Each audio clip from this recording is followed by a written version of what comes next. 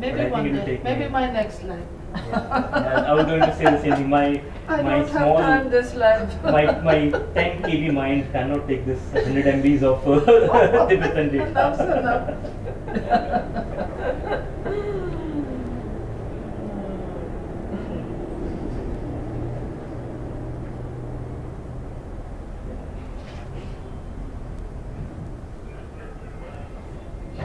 So basically, it is alay vijnana, which can neither be cause of virtue nor be a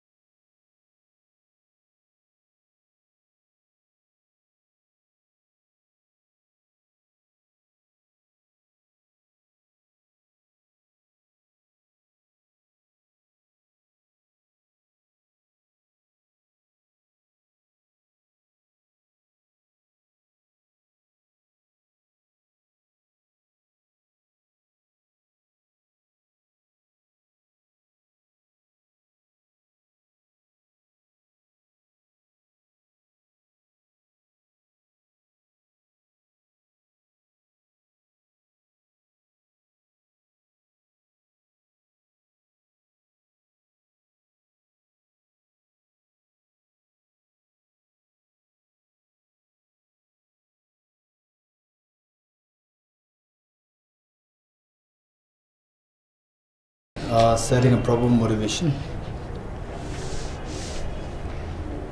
How to visualize for the refuge field.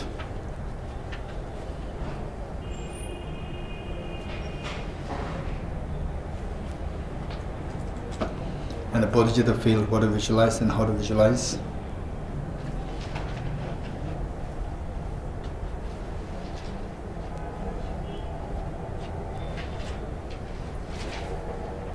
And the purpose of this practice to actualize the true nature of the Buddhahood that exists within each one of us by clearing the mental defilements with the help of the remedies in the form of wisdom of emptiness,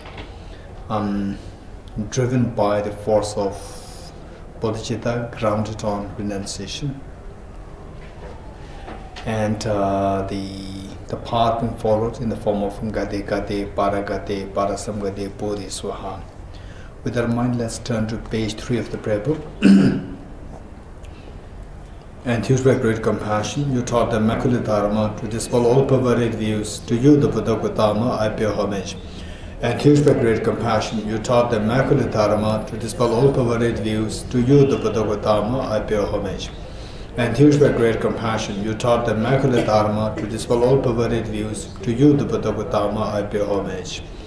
Kange toze nyersone tawa tamje bambe shir tambe chene dunzenba godam de la chase lo. Independent origination, there is no ceasing, no rising, no annihilation, no permanence, no coming, no going, no separateness, no sameness. I prostrate to the consummate Buddha, the Supreme among all teachers, the one who taught this peace which is freed of elaborations. Kange denjen de warajung, kaba meba, ke meba, cheba meba, ta meba, oa meba, jo meba, tade tume, tunje me, treba nirshi she denba, sobe sange manamge, tamba de la chase lo. I prostrate to the mothers of the hearers, the bodhisattvas and the Buddhas, who through the knowledge of all these hearers seeking pacification, complete peace, who through the knowledge of all past courses of suffering migrated to achieve the aims of the world, and through the possession of omniscience help subduers expound a variety of teachings. Nyende shiva zo nam gun she nyege nyen she tinse kanyen tang dola pembara che nam lam she nyege jigne tun drup tse bak khanda yanda denbe top nam namba kunde naso de somba nyende chanju senbe soje sangye gene yomde la cha se lo. The one who has transformed into the reliable guide, motivated by altruism to benefit sentient beings, the teacher, Sukada and protector, to your make restorations. Tselmara Gyurba Dola Penshe Ba, Dumba Deshe Gyobla Chase Lo. The one who has eliminated the web of conceptualizations and is endowed with the divine bodies of the vast and the profound, who eternally shines for the forever noble light race. To you, the Buddha, make restorations. Tobe Chawa Namze Jin, Sabjin Gyashe Kunga Wa, Kundu Sambo Seta, Kune Chola Chase Lo. Refuge in Jerin Bodhicitta. I go for refuge until I'm enlightened to the Buddha, the Dharma, the Sangha. By my accumulations of the practice of giving and so forth, may I become a Buddha to benefit all sentient beings. I go for refuge until I'm enlightened to the Buddha, the Dharma, the Sangha. By my accumulations of the practice of giving and so forth, may I become a Buddha to benefit all sentient beings.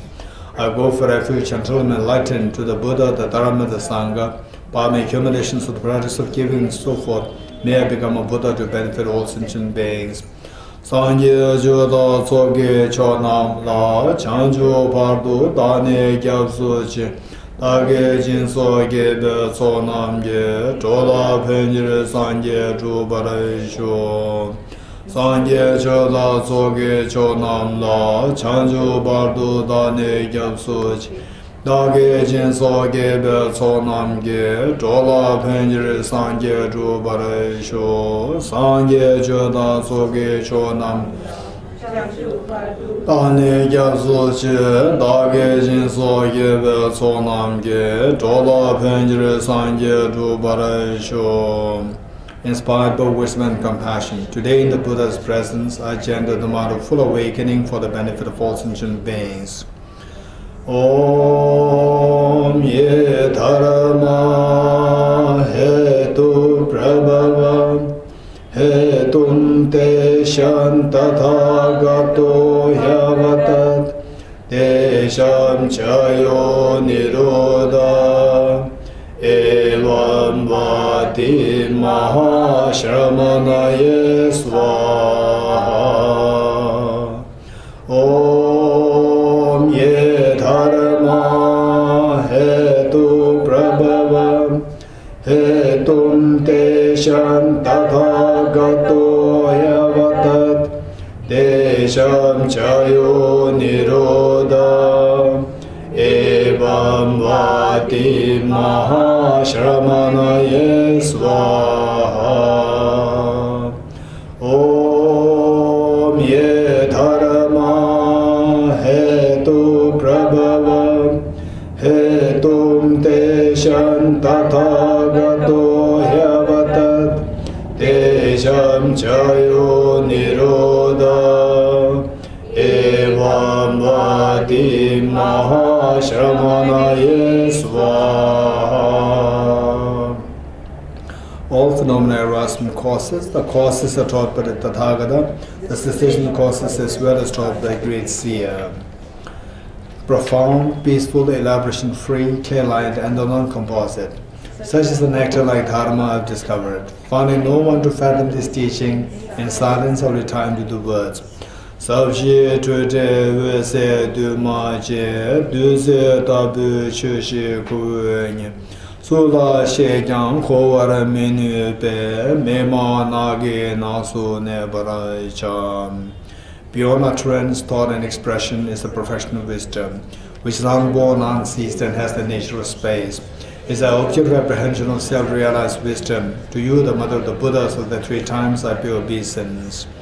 Masam jume shera paru jin, mage mega namke muwani.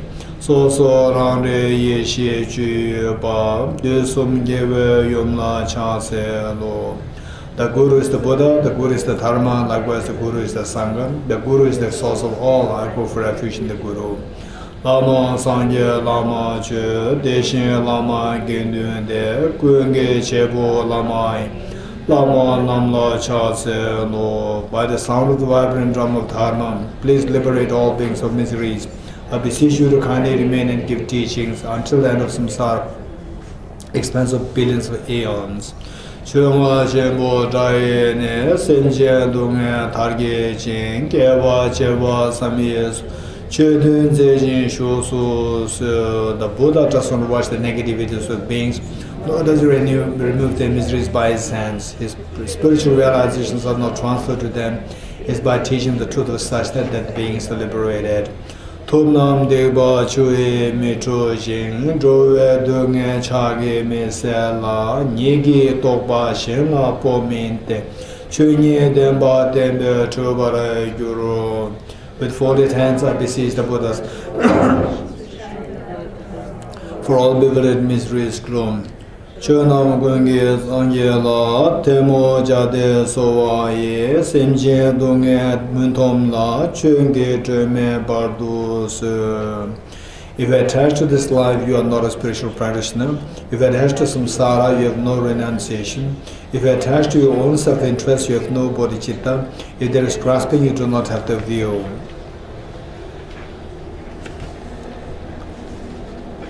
Okay, the page 19, Sun illuminating the threefold faith, praise to the 17 Nalanda masters. The first answer is the praise to the Buddha Shakyamuni. It says, in the end it says, O able one, the son of speech, referring to the Buddha. Born from great compassion, aspiring to help all beings, God of gods, you have attained the Savior's state of abandonment and realization. and you guide beings through the discourse of dependent origination. O able one, the son of speech, I bow my head to you. I implore you at your feet, O Nagarjuna, most skilled in elucidating, such as free of elaborations, the meaning of sutras, the mother of conquerors. Through the profound reasoning of dependent origination, in accord with the conqueror's prophecy, you initiated the middle way, the supreme vehicle. I implore you to your principal son, Bodhisattva Arideva, most learned and realized, who has crossed the ocean of Buddhist and non-Buddhist tenet systems, and is the crown jewel among those who uphold Nagarjuna's treatises. I implore you, O Buddha Parita, who has reached the supreme adept state and who has clearly elucidated out of Nagarjuna's intent the final meaning of dependent origination, the profound point of mere designation and as mere label. I implore you, O Master Bhava Viveka, fully accomplished Pandita, you initiated the philosophical tradition wherein, while negating extremes of truly existent things, arising so forth, you uphold commonly verified knowledge and external reality. I implore you, O Chandrakirti, who disseminated all the powers of sutras and tantra, you are most skilled in teaching the profound and the vast aspects of the middle way, the union of appearance and emptiness dispelling the two extremes, by means of dependent origination, that is mere conditionality. I implore you, O Bodhisattva Shantideva, skilled at revealing to the assembly of fortunate spiritual trainees the excellent path of compassion that is greatly wondrous. Through a multitude of reasoning most profound and vast, I implore you, O Master Abgat Chandrakshita, who initiated the tradition of the non-dual middle way in accordance with the trainee's mental disposition. You are versed in the reasoning modes of the both middle way and logic, and you disseminated the conqueror's teaching in the land of snows. I implore you at your feet, O Kamalashila, you who, having explained excellently the stages of meditation of the middle way view, free of elaborations, and the union of tranquility and insight in accordance with the Sutra and Tantra, flawlessly elucidated the conqueror's teaching in the land of snows. I implore you at your feet, O Asanga, you who, sustained by Maitreya, were versed in disseminating excellent all Mahayana scriptures and trod the vast path, and who, in accord with the conqueror's prophecy, initiated the tradition of Mainornya. I implore you at your feet, O Master Vasubandhu, you who, while upholding the system of the seven Abhidhamma treatises as well as non-duality, illuminate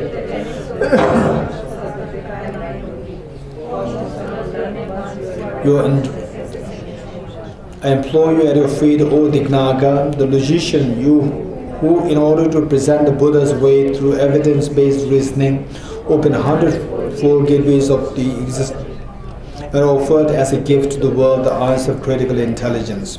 I implore you at your feet, O Dharmakirti, you who, understanding all the essential points of both Buddhist and non-Buddhist epistemology, for a conviction in all the profound and the vast parts of Tantric and mind only by means of reasoning. You are most versed in teaching the excellent Dharma. I implore you at your feet, O Arya Vimuktisena, you who lit the lamp that illuminates the meaning of the ornament treatises, wherein the themes of the professional wisdom stemming from a Sangha and his brother were expounded in accord with the midway view, through existence and non-existence.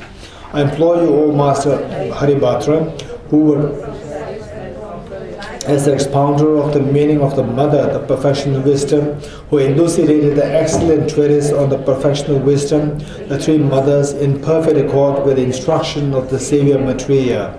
I implore you at your feet, O Gunaprabha, most excellent both integrity and scholarship, who, having excellently distilled the intent of 100,000 disciplinary teachings, expounded the individual liberation vows flawlessly according to the tradition of the Sarvastivada school. I implore you at your feet, O Shakyaprabha, supreme upholder of discipline, who reign over the treasure of the qualities of the three trainings in order to disseminate the stainless Vinaya teachings for a long time.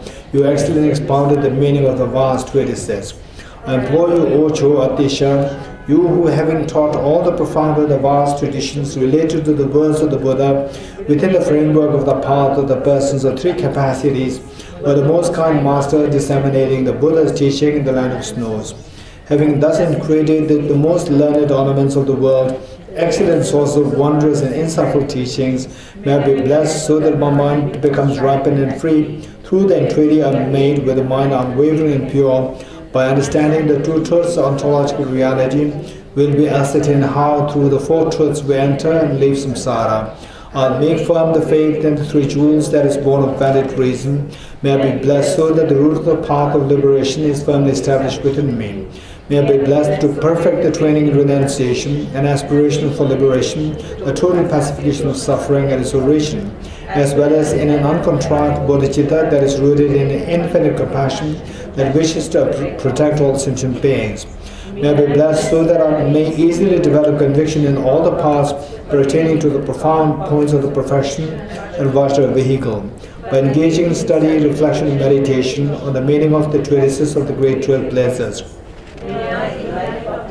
obtain excellent births that support the three trainings and contribute to the teaching that equals the great 12 blessings in upholding and disseminating the teachings of scripture and realization through engaging in exposition and meditative practice.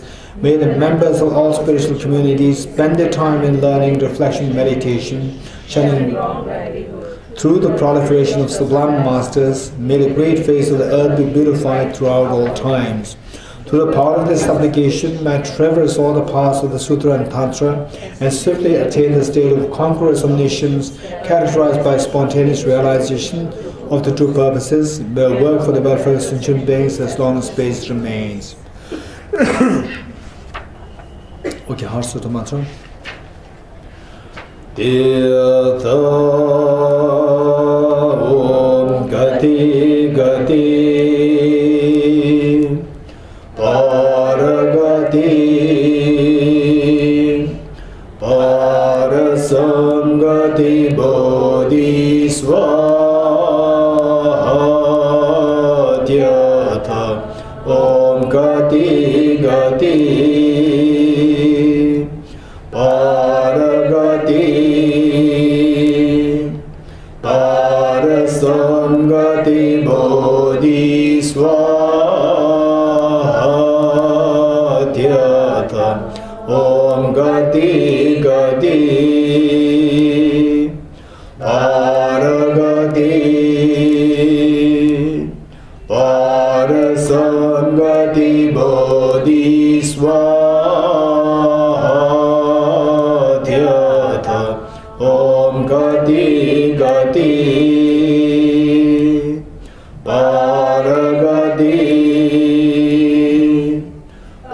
Parasangati Bodhisvaha Om Gati Gati Paragati Parasangati Bodhisvaha Om Gati Gati Paragati Parasangati Bodhisvaha Om Gati Gati Paragati Parasangati Bodhisvaha.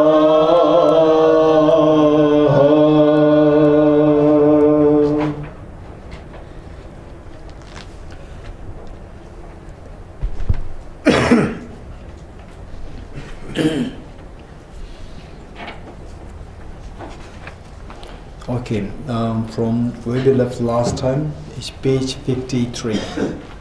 Page 53. Okay, we were doing reference number 62.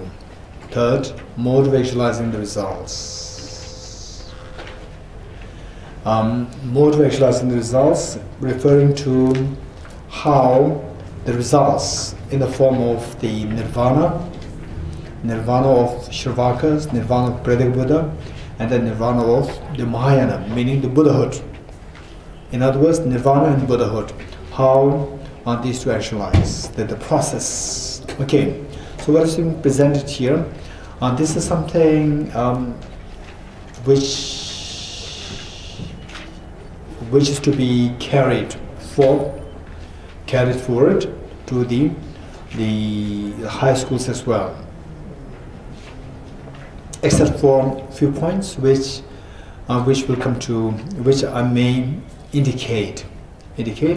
Otherwise, most of the things from Chittamatra we have to, they are just common to the schools.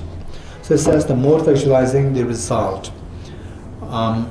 Those who are in the definite lineage of lower vehicle path. Okay.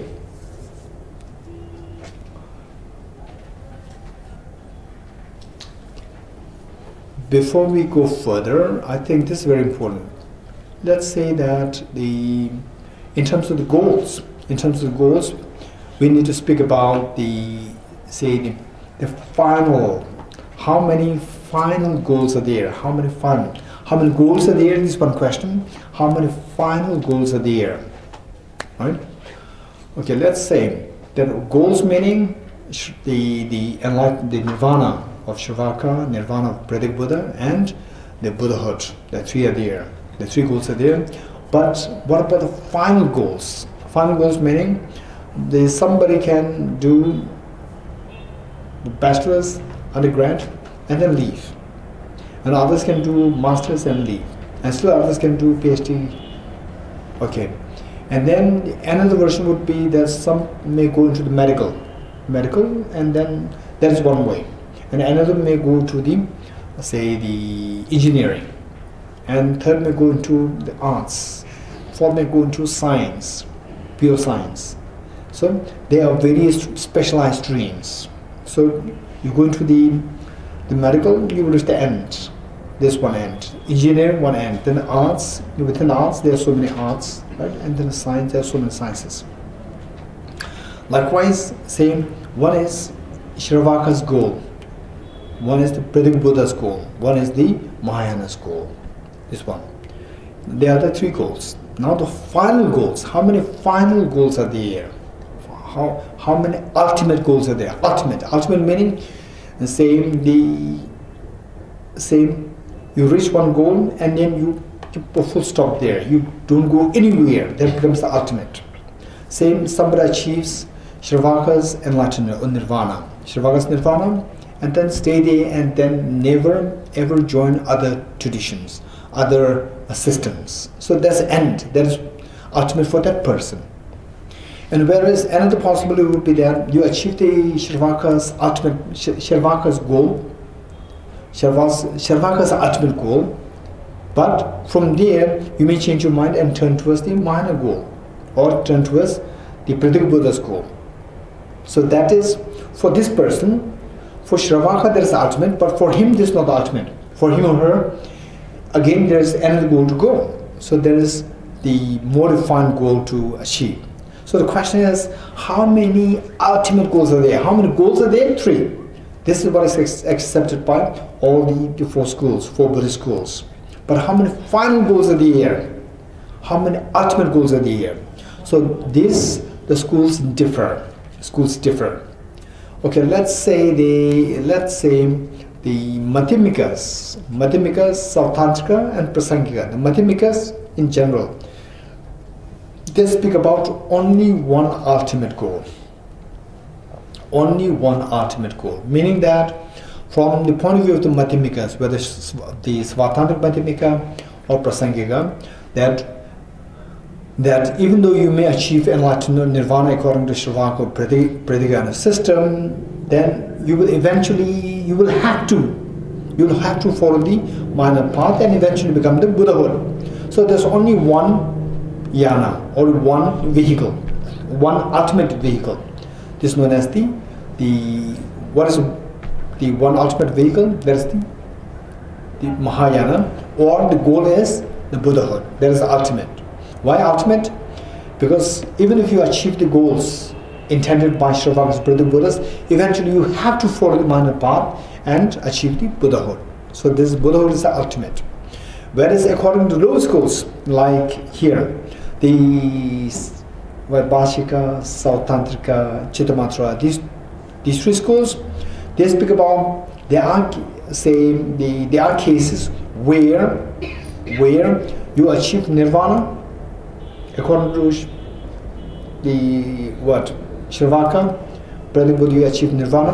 That's the end. Then you will not go towards Mahayana. right? And Chittamatra, they say something interesting. They classify those people who achieve nirvana. There are two kinds. Nirvana of the lower vehicle, Shravaka Pradipana Nirvana, they achieve that. When they achieve this, the person has two kinds, two categories. One who will turn towards Mahana path, and one who never turns towards Mahana path. There are two. Whereas the first two schools, Vaibhashika and Sautrantika, they will say that no. Once you achieve the nirvana of the lower schools, lower the yana, then you stick there. That's the ultimate. So, saying three ultimate goals, the proponents of the three ultimate goals, and the proponents of one ultimate goal. Right? Okay. Who are the proponents of one ultimate goal? Madhyamikas, whether Sautrantika, Prasangika is same. Whereas who are the proponents of the three ultimate goals? Vaibhashika, Sautrantika, Chittamatra. Okay. And now let's see. Okay, this is one thing. This is one section that we need to know. Now, another part that we need to know is that, say, the people, the beings, their mental temperament, there are various kinds, and it is for this reason that the Buddha is referred to as the one who knows every detail of the individual temperaments. Then on that basis, the Buddha can teach the other person exactly in accordance with the intention, temperament, propensities, predispositions of the other person. Because the temperaments, then the predispositions, the latencies, the interests, inclinations, they're all as varied as the number of the beings existent. Now within that, broadly speaking, say if you meet with so you're so keen, oh, samsara is terrible, I need to get out of samsara, then you go in search of a teacher. And then you meet with the, say, Shravakayana teacher, right? Shravakayana teacher. So now the people who follow this teacher, there can be two kinds. There could be two kinds. One,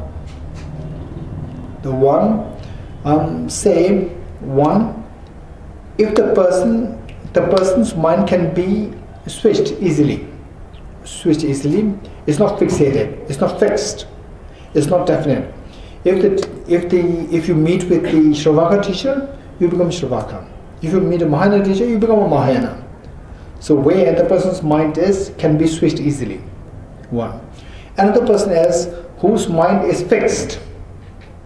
Fixed meaning that if your mind is fixed with the Shravaka thinking, personal liberation, even if you meet with a Mahayana teacher, right, you will not feel at home.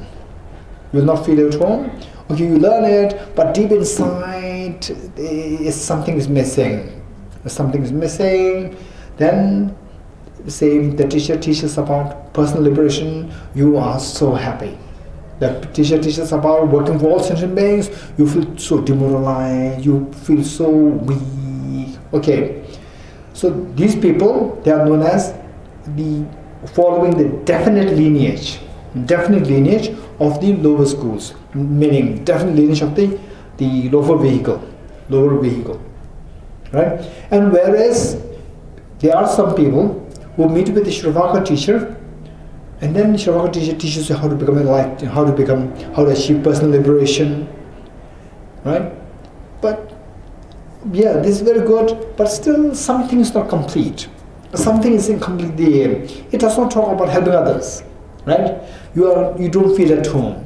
The moment you meet someone who teaches about how to benefit others, then you feel like that now I'm in home, right? Okay, so that person was the person with the definite lineage in the definite lineage in the Mahayana path, having the definite lineage in the Mahayana path. Okay, so this is one thing that we need to keep in mind. And some are a little flexible. Whichever teacher you meet, you just fit so well with that teacher. That's fine, right? So that is the same who is not definite or who is uncertain with the lineage. Uncertain with the lineage and those who are certain with the lineage. Right? Those who are certain with the lineage, they will never feel at home. For example, Acharya say, Acharya Dignaga. For example, one simple example, Acharya Dignaga, when he was about like age 9-10, in those days, Gurukul system where the students meaning children of all the family members, they were sent to one learned teacher, and the teacher's house is the school in those days. So all the children, they just come there at the time the teacher they call them, and the students go there to the teacher's house. That becomes the school. And then Acharya Dignaga, all the other students, their children, they're very happy with whatever was being taught by the teacher. But Acharya Dignaga, he was never happy with what the teacher was teaching. And at one point, the teacher was teaching about the concept of the permanent, unitary, independent self. The teacher taught this concept, that there's a self which is permanent, unitary, independent. And then this boy was very unhappy that there's something wrong there. He was not happy. And then that very night, all the other children, they come to know that when they went back to their respective homes, then this young boy, Dignaga, he stripped off his own clothes, then came out naked and holding a lantern, and then looking for something. And all the boys thought that he went crazy. This boy is crazy. Naked and then looking for something. And the other boys, with great excitement, went to report this to the teacher the next day. And the teacher knew what exactly Acharya Dignaga, this young boy, was doing. He knew that. And the teacher did not take it lightly. He asked, Dignaga, stand up. He stood up and asked, did you do what the other boys were reporting? And he said, yes, sir. And the teacher said, get out of my school. The teacher said, get out. And the other boys were so amazed. Why the teacher of this boy, he did not do anything bad. And he's just a crazy. And the teacher was kicking him away from the school as though like he was talking to another elderly person. And they were all shocked. All the other boys were shocked. And this boy so happily left the school. So the teacher and this young boy, two of them communicate so well. Teacher knew what he was doing, and he knew that the teacher knew what he was doing. And then he said, get out, and he said he happily left. And then he became the father of the Buddhist logic. And then he was the one who wrote this book, the Pramana Samuchaya, right? Okay. So like this. So when you see that from your past life, your inclination, what about the dispositions? If it was too strong towards the Bodhisattva path, then even if you meet with a Shravaka teacher, you will never feel at home. You see that something is wrong there, something is incomplete there. And among you see the minor path, minor teacher, you just feel at home.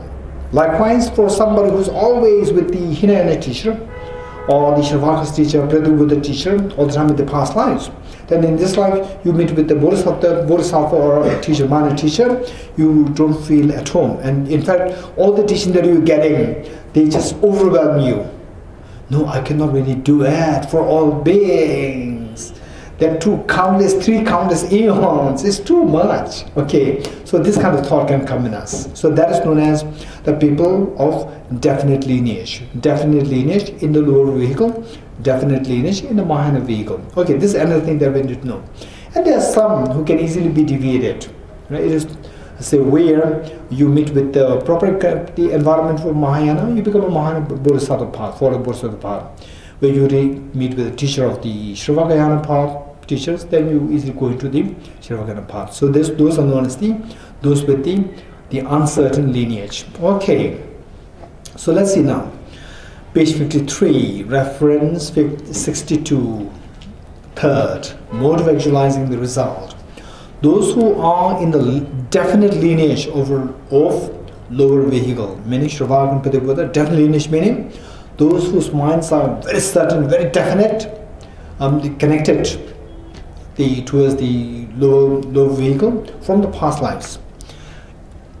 The lay emphasis on meditation on the thoroughly established nature in the context of selflessness of person. Okay, so let us say that there is a person A who is in this definite lineage of the lower vehicle, right? And then this person A goes into the meditation practice. Finally, what should the person be practicing? Practicing the 16 aspects. 16 aspects, particularly in the selflessness. So according to the first two schools, Vaibhashika and Sautrantika, it is not necessary that you have to meditate on the selflessness. Or in Sautrantika school, it's not too clear, so clearly mentioned there, because the texts which are most prominently studied, they are the Madhyamika texts are there, and then the perfection of wisdom sutras are there, and then Abhidhamma Kosh, the Abhidhamma texts are there. Okay, so from there, the Vaibhashika presentation, that is more explicitly what you find available. And Sautrantika, here and there we could see that what is being meditated. What is meditated when you reach the Paragati level, they meditate on selflessness. This is what you find there. But according to Vaibhashika, it is not necessary to meditate on selflessness. You can meditate on impermanence, you can meditate on suffering, you can meditate on selflessness, you can meditate on any of these 16 aspects. It's not necessarily confined to selflessness. Whereas now from Chittamatra onwards, so there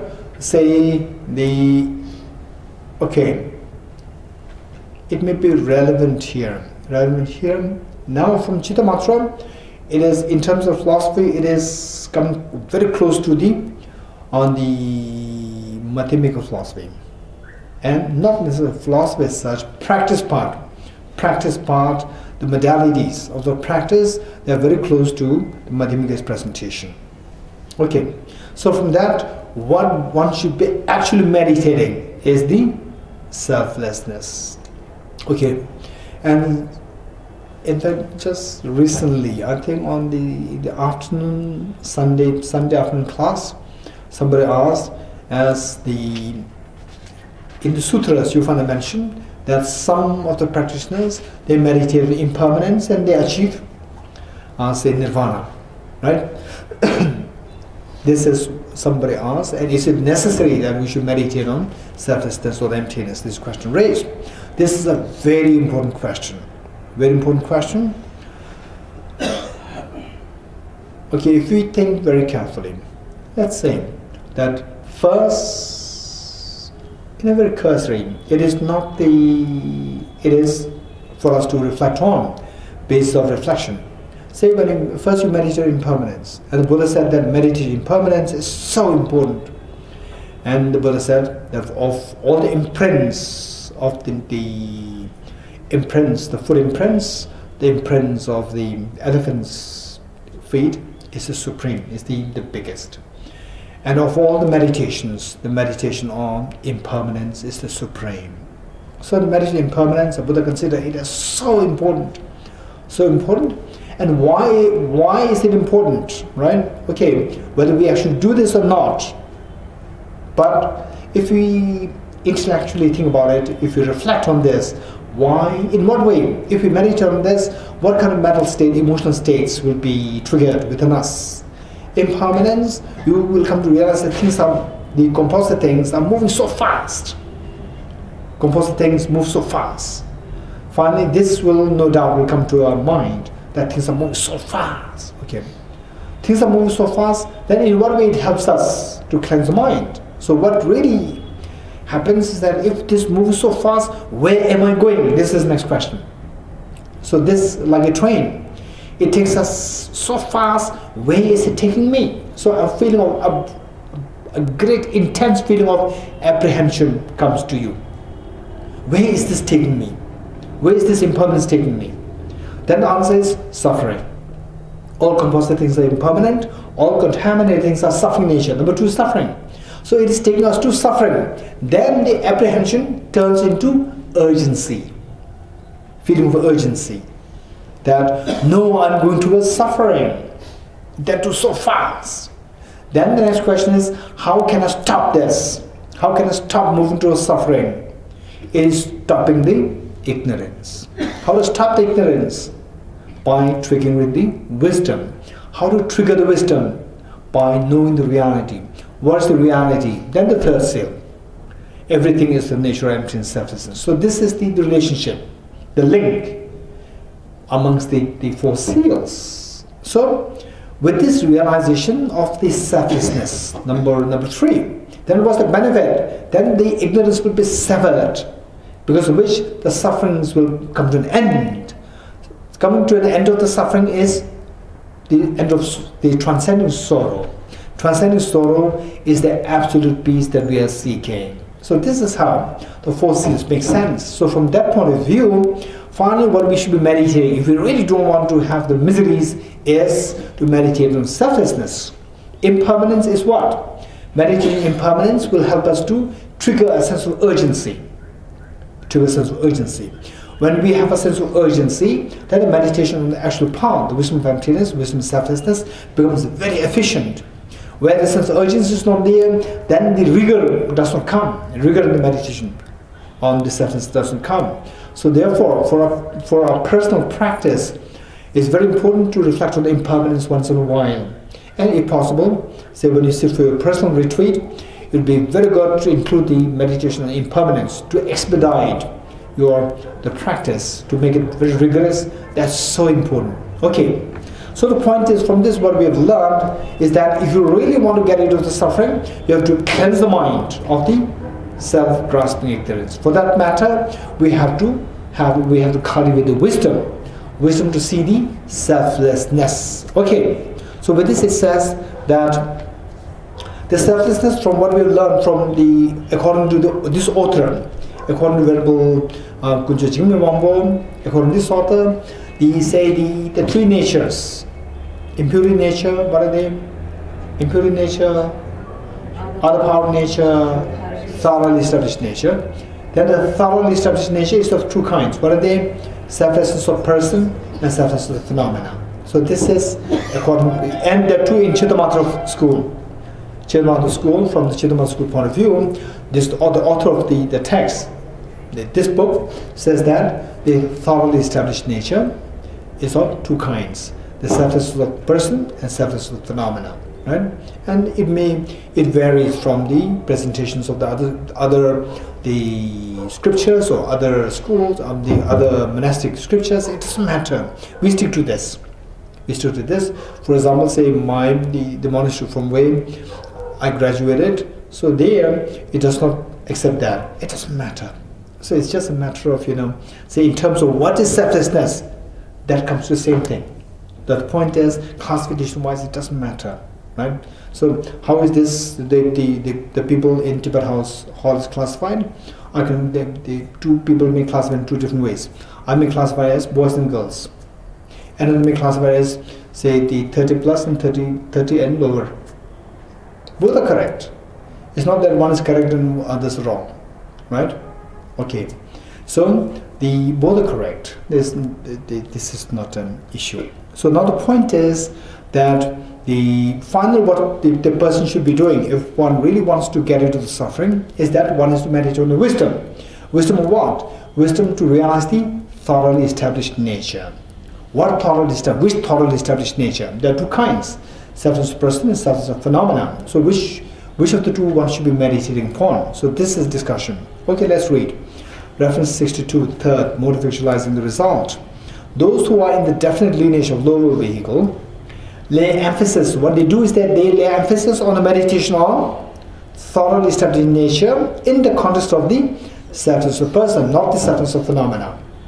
Right? Okay, tell me, from this school point of view, what is the selfless of person? What example do you have? Selfless of person? Emptiness of autonomous substantial reality, or selflessness of autonomous substantial reality, right? Okay, what is the selflessness of phenomena? Emptiness of external reality. Emptiness of external reality. There are three. Emptiness of external reality, emptiness of the separateness of the substantial nature of the object subject, and the emptiness of the Form being objects being the true referent of the label, particular label, right? Okay. So with this, those in the definite lineage of the lower vehicle. What is lower vehicle? Shravaka vehicle or Pratyeka Buddha, and not the Mahayana. Lower vehicle. What they do is that they lay emphasis on meditation. They emphasize on meditation on the thoroughly established nature. Which thoroughly established nature? Thoroughly established nature in the context of selflessness of person, which means they simply meditate on the emptiness of autonomous substantial reality to get rid of the mental defilements, right? Person. When perfected, so the same person, person A who is in the definite lineage, meaning that whose propensity is so firm with the lower vehicle,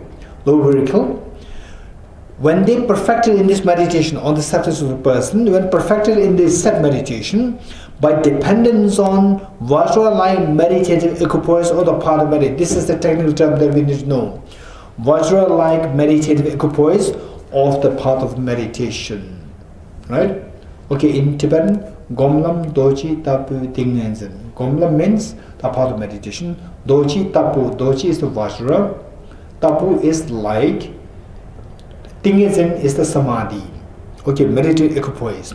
Vajra-like meditative. Gomlam Dochi Tapu Tingenzen. Vajra-like meditative equipoise or the path of meditation. So what happens is that say person A. Okay, I don't want to give you as the example for this. You know why? Huh? I don't want to say you, right? I want to say person A. Why? Because you're all following Mahayana path, I know that. Right? Bodhisattva path. You don't want to follow the Shravaka path, Pratyeka Buddha path. Okay, let's say person A. So person A is so keen on meditation on the thoroughly established nature. Which thoroughly established nature? Thoroughly established nature in the context of the status of person. So meditating. Person is meditating. So now the person A has gone into Gati, Paragati, Parasamgati, right? That is in the context of Shravaka path, or Pratyeka Buddha path, not the Mahayana path. So reach there. Now the person is almost on the verge to achieve nirvana of the lower vehicle, nirvana. So what is that final point? What is that final samadhi? It's still in the samadhi state, in the samadhi practice, samadhi. So this samadhi, the final samadhi, before achieving nirvana, the samadhi is known as Vajra-like meditative equipoise of the path of meditation. Vajra-like. Why this samadhi is known as Vajra-like? Is that Vajra is something indestructible. Vajra is referred to as indestructible. Diamond. Right? Diamond, say the metal that you want to cut, the glass that you want to cut, you use the diamond because that is so solid, so hard that it can destroy others, not others destroy it. So Vajra, diamond is also referred to as Vajra sometimes. Vajra. And the Vajra has a connotation of indestructibility. That when you reach that level, that samadhi, nobody can shake you from achieving the next point. Nobody can destroy you. Which means whatever you want to achieve, you will achieve that the very next moment. So therefore this is known as the Vajra-like samadhi, the meditative equipoise of the path of meditation. Okay. So at that point, so this Vajra samadhi, this samadhi, on one hand, we have this samadhi. So what is the job of this samadhi? To cancel afflictive obscurations. Cancelling of the afflictive obscurations altogether will make you achieve nirvana. right? So the samadhi is on one hand, it should be combating the subtlest of the afflictive obscurations. Okay, so it says, where samadhi, the meditative equipoise or the path of meditation of the lower vehicle, they abandon all the afflictive obscurations. And simultaneously actualize the fruit of arahatship. Arahatship meaning nirvana. Fruit of arahatship is what? Nirvana. Nirvana of the lower vehicle. So this is how the Shravakas and Pratyaga Buddhas, they achieve nirvana. They achieve the goal. This is the mode of actualization of the result of the Shravakas and Pratyaga Buddhas. Okay. Now the question may arise, what is the difference between Shravaka and Pratyaga Buddha? What is the difference between the mode of visualization of the goal between the Shravakas and Pratyaga Buddhas? This is the question. So for that, say the variations of the air from the point of view of Chittamatra, from the point of view of the Savatantrika Madhyamika, and from the point of view of Prasangika. You know, these two schools, they differ in the position. And within Svatantrika Madhyamika, there are two: Yogacara Svatantrika Madhyamika and Sautantrika Savatantrika Madhyamika. These two also differ, right? Okay, so these differences, it is good for us to know these things, right? And simply because various divisions, various versions of the air, and you may feel that there are so many details there, don't just give up. Your job is simply trying to be at the present moment, try to learn, try to hear the nuances, the distinctions being made, and even if it does not stay in your mind, just let it go. It doesn't matter. But while you are here, just listen and don't feel demoralized. Don't feel demoralized, don't feel overwhelmed, right? Just learn it. And meanwhile, imprint is laid. Next time you learn this, it's so easy, and other people find it so difficult. For you, it's so easy. And you may be so amazed, why it's so difficult for you? Actually, you went through the difficulty yourself earlier, right? So this is how we proceed through. Okay. And it's not difficult, this is what I'm saying. It's not difficult. Only thing is that when these, say, the numerous variations come into play, nobody can fail you. Only you can fail yourself. You say that, oh, it's so difficult, then it's a real failure. The moment you don't give up, nobody can fail you, right? Okay, even if somebody says that, what are you doing? Due to all this, you know, when you actually meditate, these two things will never come in your meditation, right? Even if somebody tells you 100 times, then you remain steadfast, nobody can fail you, right? This is so important. And these knowledge are so helpful for us, so helpful. Okay. Next, what's the difference between Shravakas and Pratyaga Buddhas? They both fall under the category of the lower vehicle practitioners. But what's the difference between the two? Generally speaking, say from Chittamatra point of view, what they meditate is, say, they have to meditate one of the two, the thoroughly established natures, either selflessness of person or selfless phenomena. Selfless phenomena is only meditated upon by the Mahayana practitioners, according to Chittamatra. Not according to Prasangika, right? Selflessness of phenomena is only meditated by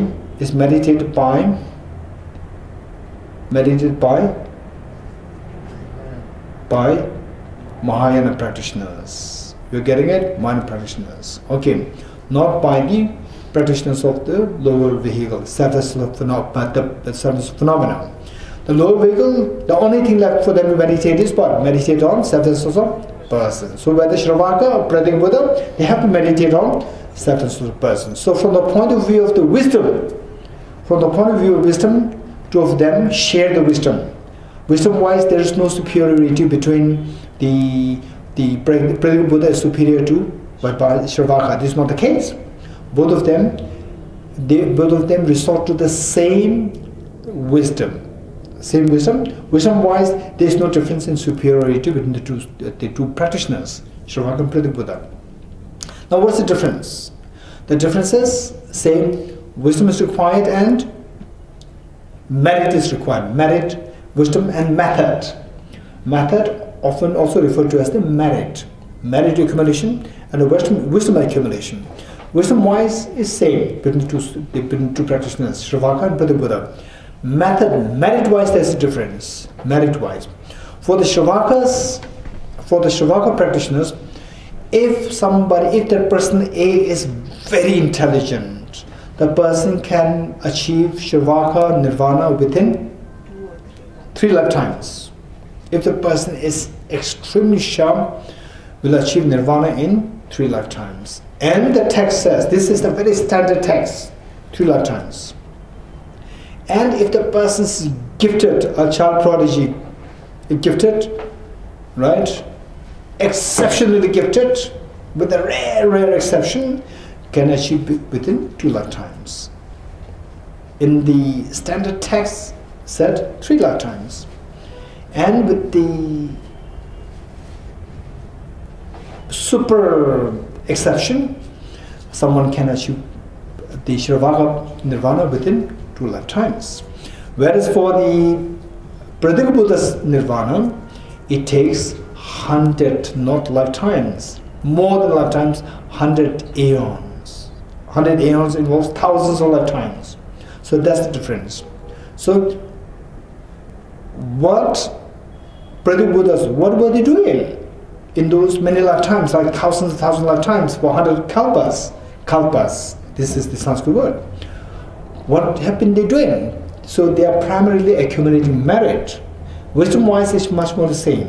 But the merit-wise, merit accumulation required for them is like they have to accumulate merit for 100 kalpas or 100 eons. Okay, so let's read the next para. Page 53, the second last para.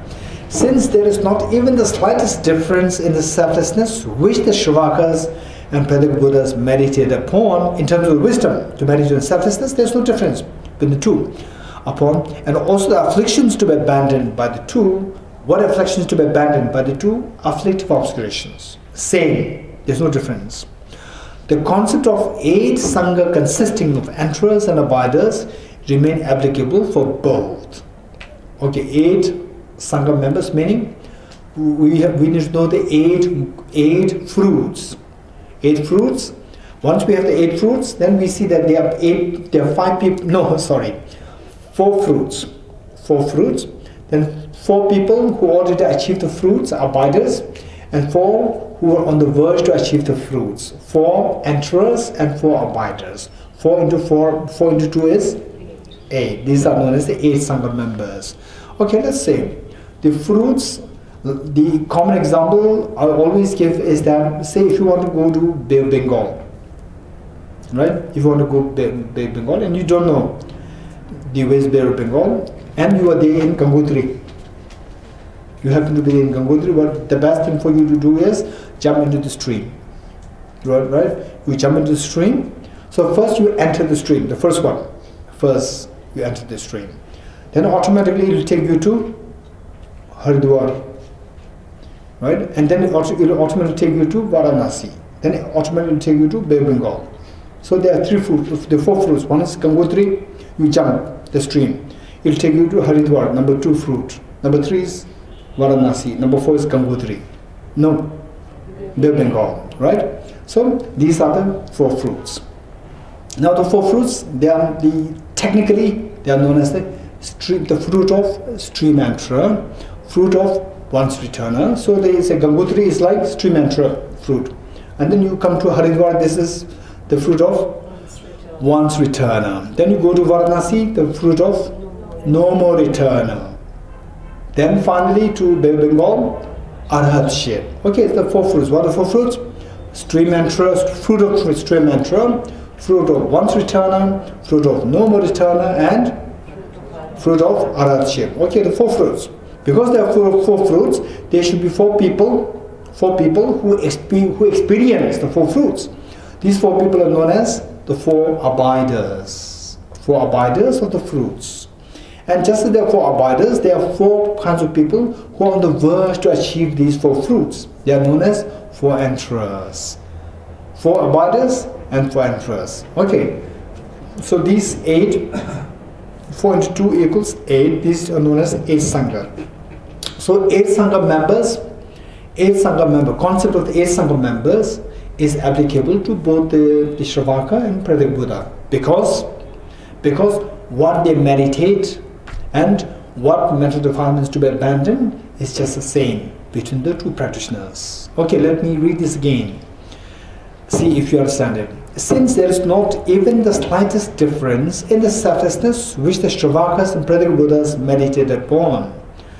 What Shravakas meditate, what Pratyeka Buddhas meditate, there is no difference in terms of subtlety of the selflessness. Number 1. Number 2, and also the afflictions to be abandoned by the 2. Afflictions also same, afflictive obscurations. What are the afflictive obscurations? Contaminant. There are 3. What are they? Contaminated karmas, afflictions, and the active seeds of the 2, of the earlier 2, right? Okay, so these 3, both the practitioners, Shravaka, Pratyeka Buddha, they both have to abandon all these 3. So there's no difference. Because of which, as you abandon the afflictions, depending on what degree you've abandoned, you reach the 4 different fruits. 4 different fruits respectively. On that basis, the 8 Sangha members are applicable to both the practitioners. Now the next. For the Pratyeka Buddhas, since they base, okay, there's what is known as the 20 Sangha members, right? 8 Sangha members, concept of 8 Sangha members, and the concept of 20 Sangha members. Concept of 20 Sangha members involve taking birth in the form realm, formless realm, and so forth, right? So forth. So within this 20, some of them have to take birth in form realm. Some of them take birth in the formless realm. Right? So some of them within the human realm, they become enlightened, achieve nirvana. So there are various the versions are there. So putting all them together, they form 20 Sangha members. So that we will study in great detail in Abhisamaya Alankara. You getting it? Abhisamaya Alankara. Okay. So the point is that in 20 Sangha members, some of them are those Sangha members who achieve nirvana by eventually taking birth in form and formless realm. You getting it? Okay. Whereas the Pratyeka Buddhas, they always achieve enlightenment, nirvana, in the human realm. In the human realm. So the 20 Sangha members is not applicable. It's not applicable to the Pratyeka Buddhas. You getting it? Okay, let's read this further. For the Pratyeka Buddhas, since the basis of birth is definitely in desire realm, they have to take birth in the desire realm. The concept of 20 Sanghas does not apply to them. Why? Concept of 20 Sanghas involve what? Those Sanghas who take birth in the higher realm, formless realm, whereas the Pratyeka Buddhas, they take birth, they do take birth in desire realm only. It is not the case that there is no difference between Shravakas and Pratyeka Buddhas. So then, what difference is there between these 2? And keep in mind that Pratyeka Buddha's enlightenment, nirvana, is much subtler than the Shravakas' enlightenment. Keep that in mind. Pratyeka Buddha's enlightenment is much subtler than the Shravakas' enlightenment from the point of view of the Chittamantra, Madhyamika, Svatana Madhyamika, Prasangika. From the point of view of all these schools, there's a difference between the 2, the quality of nirvana, that is quality of the nirvana achieved by the 2 practitioners, Shravakas and Pratyeka Buddhas. Okay, what difference is there? It says, it is not the case that there is no difference between Shravakas and Pratyeka Buddhas for Chittamantrins, except that there's a difference in whether or not there is familiarization involved in a merit accumulation for 100 kalpas. Meaning that the Pratyeka Buddhas, they involve in accumulating merit for 100 kalpas, 100 aeons, whereas the Pratyeka Buddhas, no, Shravakas, they don't have to spend that much of time for the accumulation of the merit to achieve nirvana. It is like, say, It is like saying there are two colleges. There are two colleges, one which is very prestigious college and one is a very simple college. So one college, the cutoff is 98%, and the other college, the cutoff is the 35%, right? So where would you wish to be enrolled? Where to be enrolled in which of the two colleges?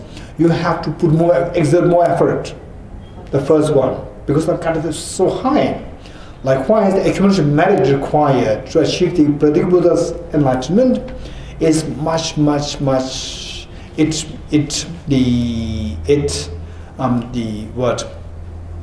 It involves accumulation merit for much longer duration of time. 100 kalpas. Okay.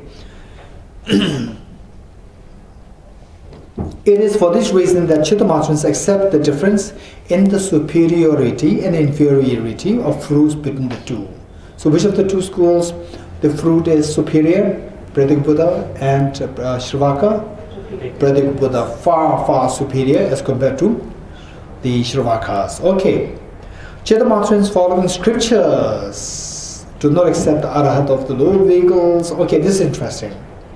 Now, say say Chittamatharans, the school which we are studying, Chittamatharans, two groups, Chittamatharans following scriptures, Chittamatharans following reasoning. Two.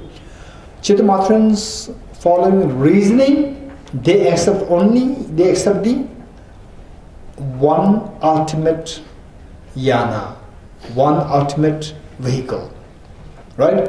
Whereas Chittamatharans following the scripture, they accept three ultimate yanas. Yanas meaning the vehicle. Okay, is there anyone who likes to explain or who likes to share with us as to what do you understand by one ultimate yana? Anyone? Very quickly.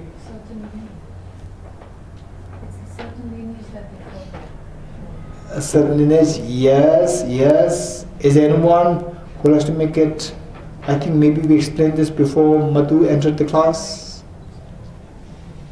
I'm not too sure. Anyone? What do you understand by one ultimate yana? Yes, Radhika ji. One ultimate yana, the one who accepts one ultimate yana is what? Is those who Follow the reason. no, what I'm saying, those who believe in what? In one, they believe in only in the Mahayana. Oh, they don't believe in Sharvagayana. No? No, they believe that there is only one vehicle, which is Mahayana. So how it is one vehicle? There is also Sharvagayana, there's Sharvagayana, right? The goal is Buddhahood. Sharvagayana, there's a goal is the nirvana, right? Personal nirvana. So in what way? They also believe that there are three yanas. So why one ultimate yana? There are three yanas, but not three ultimate yanas. You're getting it? This distinction must be made. The same Prasangika, the Svatanta Madhyamika, they accept three yanas, but they don't accept three ultimate yanas. How many ultimate yanas there? Only one. Okay. Why or how? Yes, Amita? After achieving the goal from one yana, the lower yana, they shift to the higher yana. Okay, so which means that they have to. Yeah. It's not that they just shift, right? Whether they like or not, this is not a like or not. Have to, right? They have to go to the Bodhisattva, the Mahayana path. They have to go to the. Finally, everybody has to achieve the Mahayana path. Everybody has to, right?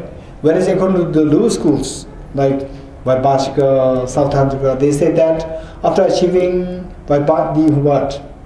Shravakayana Nirvana, then you will not follow any other path. That is the ultimate, right?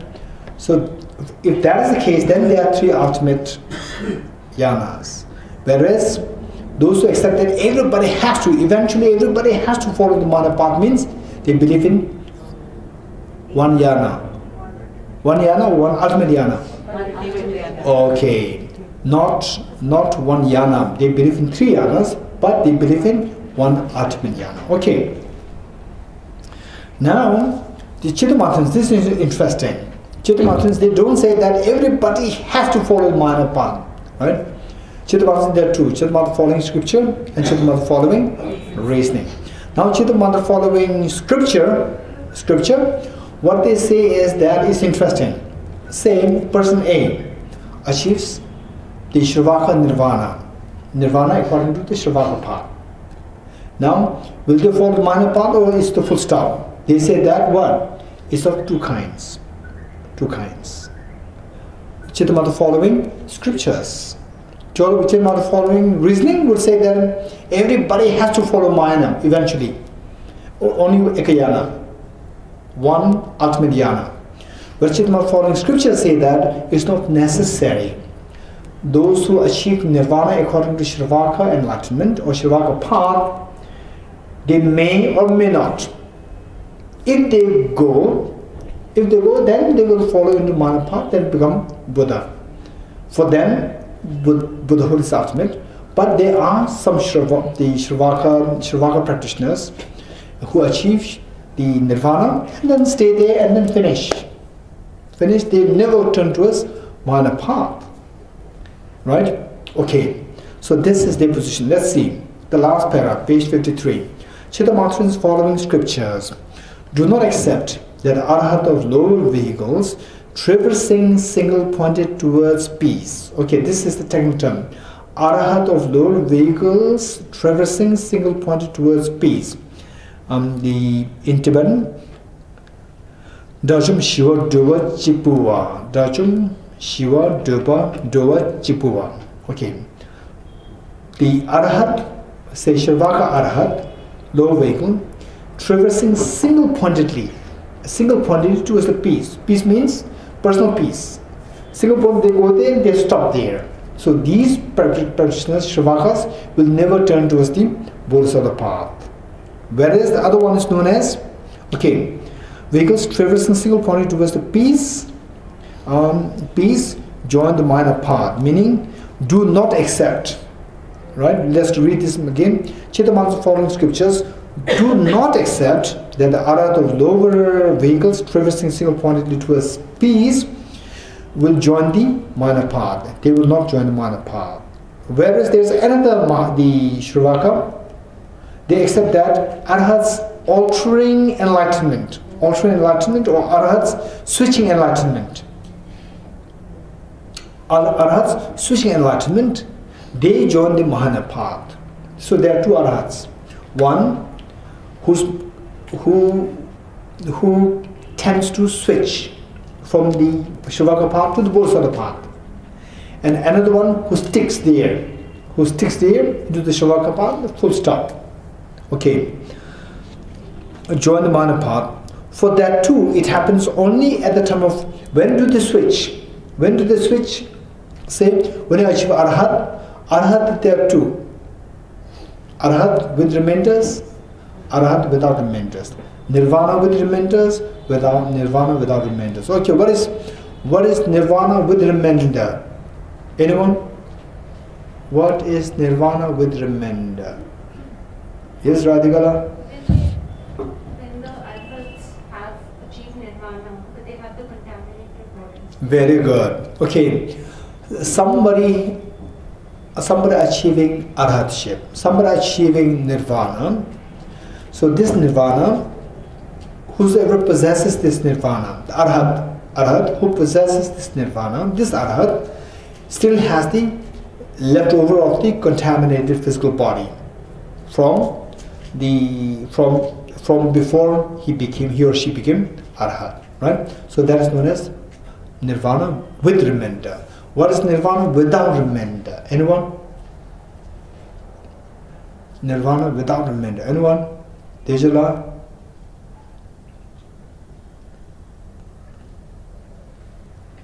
I don't know, it doesn't work. Yeah. So when the Arhat, Doesn't when they matter, die, Yeah. when they die, then it's they achieve nirvana without remainder. Okay. Because they So at the time of death, the arhat, when they leave this body, when they die, or when they leave this body, then the contamination is left behind. The residue of the contamination is left behind. So then that nirvana, after the death, after leaving this body, that is known as nirvana without remainder. At that point, what happens to the arhat? Arhat disappears. The mind disappears. Right? The mind disappears. So where is the arhat? There's no arhat at that point. Right? The mind disappears. This is according to those people who believe that after achieving nirvana, when you die, the mind, in other words, that they will not join the bodhisattva path, they will not join the Mahayana path. So then what will happen to them? They will annihilate. This is their philosophy. But this is totally unacceptable according to the high schools, Madhyamika school. Okay, let's read now. For that too, it happens, the third last line of page 53, third last line. For that too, it happens only at the time of arhatya with remainder, which means that they will join the Mahayana path not after death. They will join the Mahayana path while they are still in the nirvana with residue, with the contaminated residue. At arhatya without remainder. For they accept that existence of the three final. They accept the existence of the three final vehicles. Who is they? Chaitamatra following scriptures. They accept what? Existence of the three final vehicles. What do you mean by three final? What are they? Three final vehicles? Shravaka vehicle, Pratikbuddha vehicle, and Mahayana. Why you refer to these three as the three final vehicles? According to the school, why? Why? Yes, Angela. Because they are practitioners. Yes. Battery. Because they are practitioners of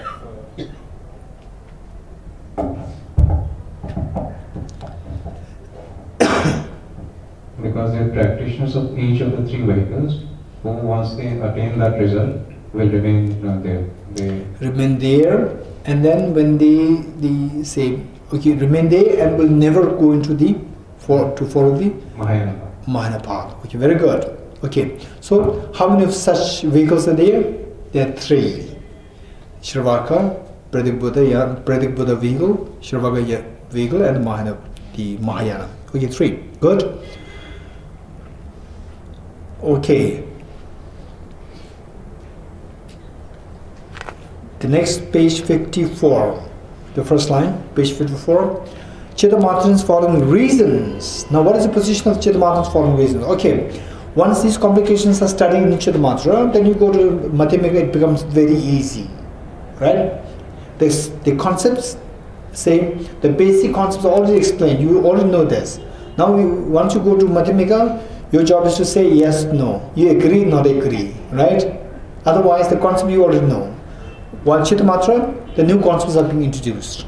Right? Chaitamatra, what the Chaitamatra said yes, and when you Madhyamika, you may say no. That's it. Right? You don't learn anything new. So this is why the study of these things in the lower schools is very important and helpful for us. Okay, next, page 54, line 1. Chaitamatrans following reasons. So now what is the position of the Chaitamatra following reason? What is their position? Reasons except that arhats of the lower vehicle join Mahayana path. They have to. Arhats of lower paths, Shravaka, Pratikbuddha, whatever, when they become arhat, they have to join the Mahayana path. They have to join the Mahayana path for the reason that they accept the existence of only one final vehicle, right? That everybody has to follow the Mahayana path. Okay. Then the question arises, how does it happen that Shravakas, Pratikbuddhas, the very purpose for them to achieve the Shravaka Nirvana, Pratikbuddha Nirvana is to achieve personal liberation, right? Okay, so when not you, when Mr. A or when person A, when the person A, I want to achieve nirvana, right? Whether Pratitya Buddha nirvana or Shraga nirvana, it doesn't matter. So whatever nirvana person is seeking, I want to achieve this nirvana, right? I should not be in samsara is so scary. Other beings also suffering? Yes, but I must. Others, okay, if they put effort, if they become liberated, that's so good, but I cannot wait till then. I must put effort to liberate myself. Okay, then after achieving liberation, how does the mind change? Right, according to the Chidama's following reasons and the Shravaka, the Swatanic Madhyamika and Prasanga Madhyamika. So, what changes their mind? What changes their mind after achieving nirvana? So, after achieving the nirvana, why don't they enjoy? Now I have achieved I've culminated in the intended goal, right? Nirvana, I've already achieved nirvana, I'm already freed from samsara. Now my job is done. Okay, now sit in meditation. Why don't they stay like this? What made their mind to change, to follow them? For example, somebody to follow Manapat, there's no one forcing him, nobody can force them. Nobody can force them. It is only the internal mental change in thinking of them that can drive them to follow the Manapat. Otherwise, no force can force them. But then what made them to change their mind, to follow the Manapat now? Right, after achieving the goal, what made to change their mind? This is a question. Right? Okay. So here, the very standard text says that in most cases, okay, let me put it like this. Say, either these arhats, they are deeply absorbed in the meditative experience of the bliss of nirvana, known as the transcendence of sorrow, is absolute peace. This peace, in the bliss of this peace, they just abundance experience. One. And some other arhats, because they know that now I'm liberated. This liberation happened because of the kindness of the Buddha Shakyamuni. Remembering the kindness of Buddha Shakyamuni or the Buddha, right? Say before Buddha Shakyamuni, they were Shavakasambhurita Buddhas who achieved nirvana. So, because of the kindness of that particular Buddha. So now I need to repay the kindness of the Buddha. So what is the best way by which to repay the kindnesses? Do his work. Oh, his work. Okay, the Buddha's work. Okay, I have to do something which would make the Buddha happy. Right? Make the Buddha happy. What would make him the most happy is if I have the sentient beings. Right? Because for him, all the other sentient beings are seen as like his or her own children, very affectionate children. And if you really want to pay the kindness of the father of a family or the mother of a family, what you want to be doing to make them happy. How to make them happy? What will make them the happiest is if you support their children. So likewise, for the Buddhas, all the sentient beings, they are like what the Buddhas feel as so affectionate children. So only if you support the children, support the sentient beings, help the sentient beings, that would make the Buddhas the happiest. So with this in mind, then in what way to help the sentient beings? How to help the sentient beings? By giving teachings, right? Find the sentient beings suffer because of ignorance. How to get rid of the ignorance? How to help the sentient beings remove the ignorance? By introducing the wisdom. How to introduce the wisdom? By teaching the wisdom. So therefore, in order to repay the kindness of the Buddhas, they engage themselves in heavily giving teachings to the sentient beings. So there are stories with arhats, some of the arhats, so busy days and nights traveling to give teachings, traveling days and nights. In some cases, arhats met with burglars, and they were the cases of being attacked by the burglars also. Yeah, because arhats become as though like very selflessly working for the sentient beings. Why is it for sentient beings or to make the Buddha happy? to make the Buddha happy, to repay the kindness. Why to make the Buddha happy? To repay the kindness of the Buddha, right? Okay. So this is what is happening. Now the question is, what changes their mind to drive them to follow the Bodhisattva path? This question, to drive them into Mana path, this question. So there what happens is that, they sit in this samadhi, which cannot be wavered by any forces, except for the Buddha's miracles. Except for the Buddha's miracle, no force can awaken, stir their meditation. So they sit in this meditation. And then they know that nobody can stir their meditation. They have this confidence. And suddenly something triggered inside that they have to come out of the meditation. In other words, the Buddha snaps. Right in front of their ears. And then they have to come out of meditation. They come out of meditation wondering as, what is that force that made me to come out of meditation? What is that force? Because no force can stir my meditation. Now today my meditation, somebody wakes me up from this meditation. What is that force? Then they see the Buddha in front of them. Right? It's not because that they regret, okay, now I have to go and follow the Bodhisattva path, this is the final path. No, not because of that. It's only because of the Buddha's blessings, Buddha snaps, and then they awaken and they could see that there's one power which can actually stir the meditation. No other power can stir the meditation. And then the Buddha would say that although you are liberated from the very ferocious ocean of samsara,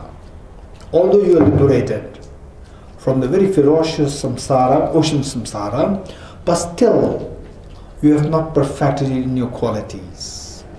You have not perfected in your qualities. And look at my body. Then they would scan the Buddha's body. Seeing the Buddha's body so blazing with light, perfection, elegance, radiance. Then they're so fascinated. Then the Buddha said, if you want to achieve this perfection, you have to follow the Mana path. Then they are driven into the Mana path. Right? So this is how they are driven into Mana path. This one. Now the next point is, what's the actual process? What is the actual process? So there are several versions. One is that same, they already have this what? They always have this, the body is what? The body is the contaminated body. Right? Same, if they eject this body, they don't eject the body. They don't leave this body. So it says, some of the text, it says that they would hide their body. This body is like the vehicle. They would hide this body in a cave or in some places. And then they would manifest. In the form of another body, which ordinary people think that this is the real body. And then they would manifest the death. In actuality, the real body is still being hidden in a cave or in some secluded area. And the ordinary people, they maybe the Arhat reaches age, saying 85, 90, something, and then assumes dying, the death, and then the body may be created, cremated, whatever. But the actual body is hidden somewhere, and then would take another body. Okay, look, now one body, the original body is hidden, and they assume another body which dies, and still another body with the help of which then they start accumulating merit, because the merit in emptiness according, okay, so the here version is slightly different, but the trend is much more the same, right?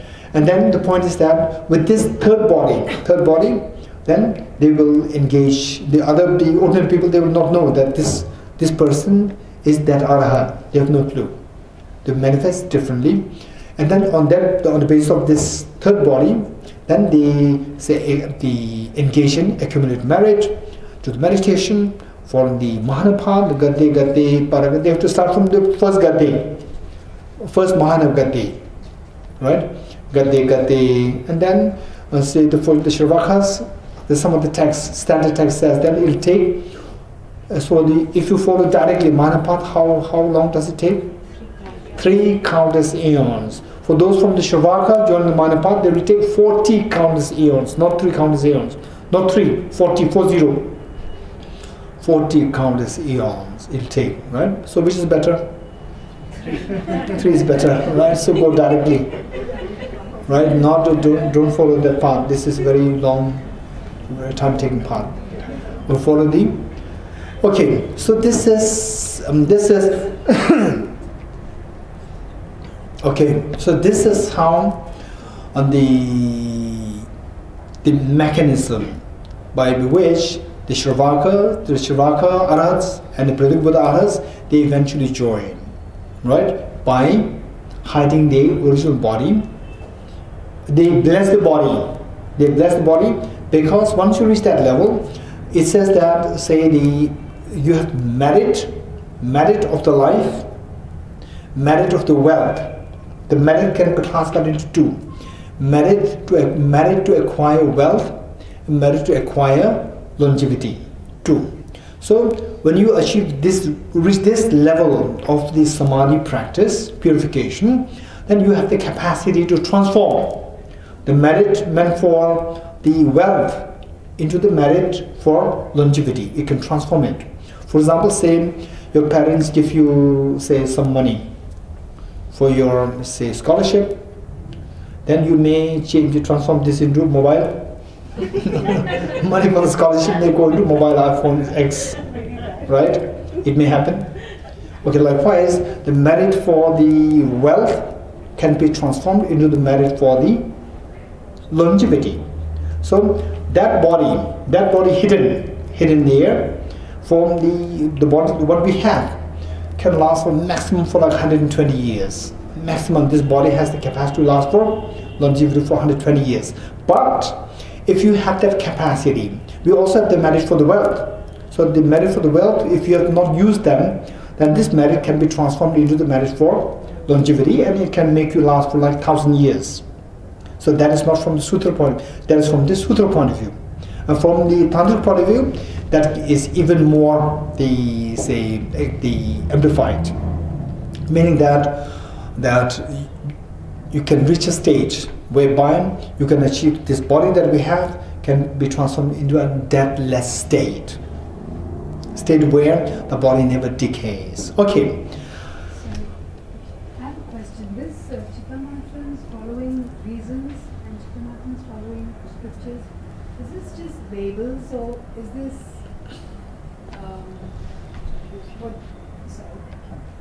what you just explained, that the Arhatship with remainder can become Arhat with remainder can become Arhat without remainder, and then go to the third part, which is towards mind. So Chittamatra following scriptures, Chittamatra following reasonings. Yes, what's the question? Can Chittamatra following scriptures change to Chittamatra following reasons?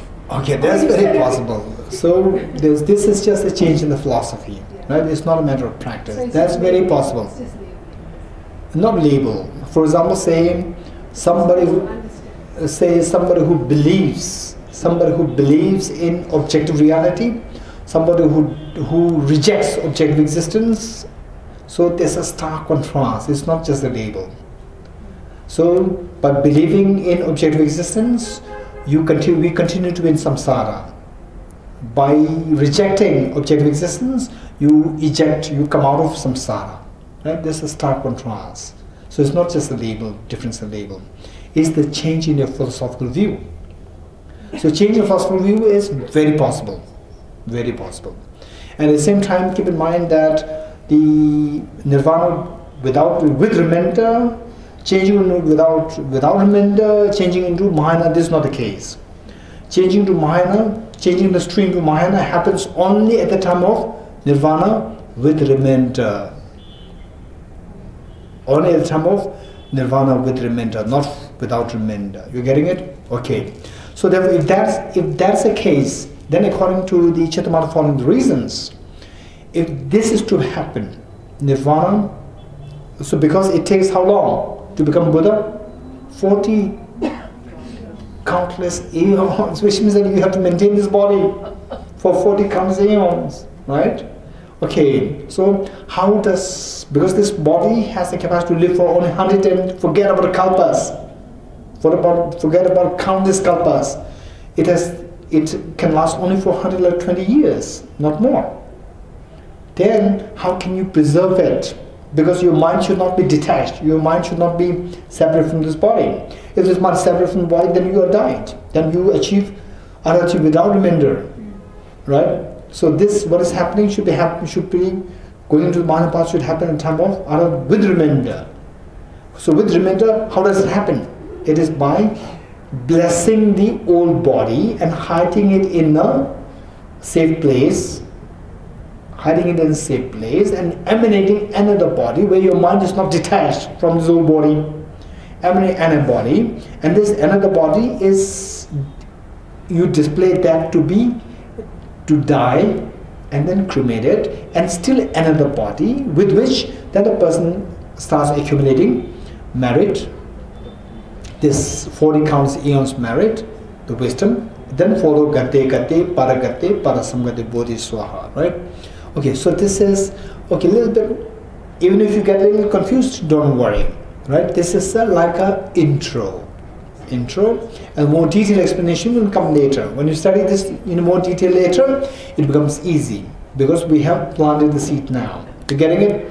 Okay, so in this connection, I also like to share with you that it is believed that Mahakashyap, Arhat Mahakashyap,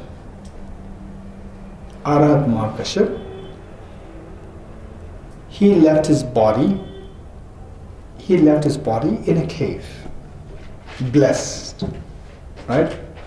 And it is said that, so this cave, of course, with the miracle power, the blessings and so forth, so he left his body there in this cave, and the cave closed. So we cannot get access to it now. So after some aeons, the cave will be opened, and then the body is still alive. Alive meaning the body is still intact. It doesn't decay. This is what is said. So Mahakashyap was the first heir to the Buddha Shakyamuni. The first heir, Mahakashyap, the first heir of the Buddha Shakyamuni to what administer the monks. Okay, so this is related to this concept, right? But this is more like a mere intro. Sorry, if I may ask a question here to this. In another context, we have learned that since we're discussing here about after realizing emptiness of a person, further movement into Mahayana path or not. In other contexts, we have learned that the realization of emptiness leads to sort of automatic generation of bodhicitta or compassion for other humans or other beings suffering, not automatic, okay, which leads them to Mahayana path, sort of. No, we never said it. We never said it. Okay, there's one text,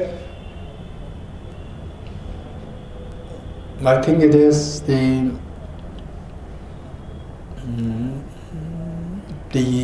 word commentary on Bodhicitta Vivarana by Aranigarjuna.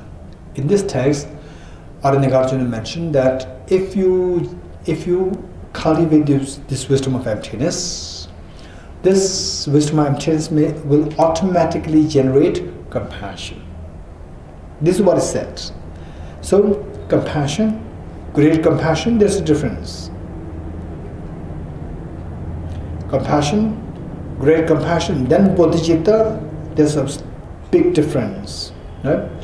The point is that those with the Shravaka inclination towards Shravaka path, Prayoga Buddha path, when the wisdom emptiness is generated, then what happens? With the wisdom of emptiness, ignorance is shattered. When the ignorance is shattered, all the offshoots of the ignorance, like anger, attachment, jealousy, they're all shattered. When the anger and jealousy and the negative emotions, destructive emotions, when they are shattered, then it leaves room for the mind to flow. That's why our mind does not flow is because that these negative emotions, they stop you, anger, jealousy and so forth, they stop your mind to flow with affection towards others. So when these forces are stopped or removed, then the barrier is removed. When the barrier removes, the mind automatically flows towards others. So compassion automatically, that flow of the mind towards others is the feeling of affection. This feeling of affection, when confronts with the situation where the other one is suffering, then this affection will take the form, may you be free from suffering. That is compassion. So because of the wisdom of emptiness, the compassion automatically flows. This compassion we need to think of two: ordinary compassion and the great compassion. Great compassion, for example, if you are someone following the Bodhisattva path, say with a tremendous inclination towards compassion towards others and working for others all the time, although you have not realized emptiness, and suddenly you realize emptiness, then, so while your mind is still very strong, working for others, compassion towards others, then still there is the self-grasping ignorance. It stops you from flowing mind. When the self-grasping ignorance is shattered by the wisdom of emptiness, the mind flows even more forcefully. So compassion becomes even more intense, right? So this is one thing. For those people who are inclined towards the Bodhisattva path. Those people who are inclined towards the Shravaka path, what happens, although the great compassion doesn't flow, but the compassion flows.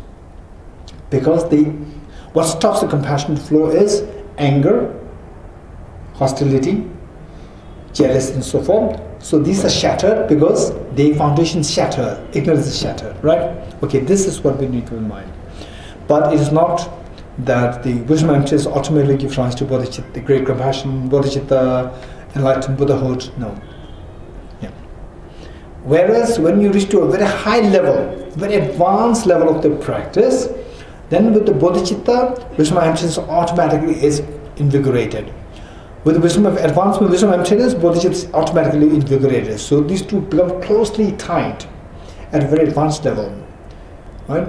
In the initial phase, like gati, gati, paragati, so these three phases, these two should be, you should exert effort to separately and try to merge the two. When you reach to the level of, say, parasangate, around that level, then the two, you work on one thing, automatically other one is activated. That happens. Okay. Any more questions? If not, we'll finish this. Okay, now what about the modality of the bodhisattvas achieving the ultimate goal, Buddhahood? What do they do? How do they achieve? Okay, those with Mahayana, page 54, second para.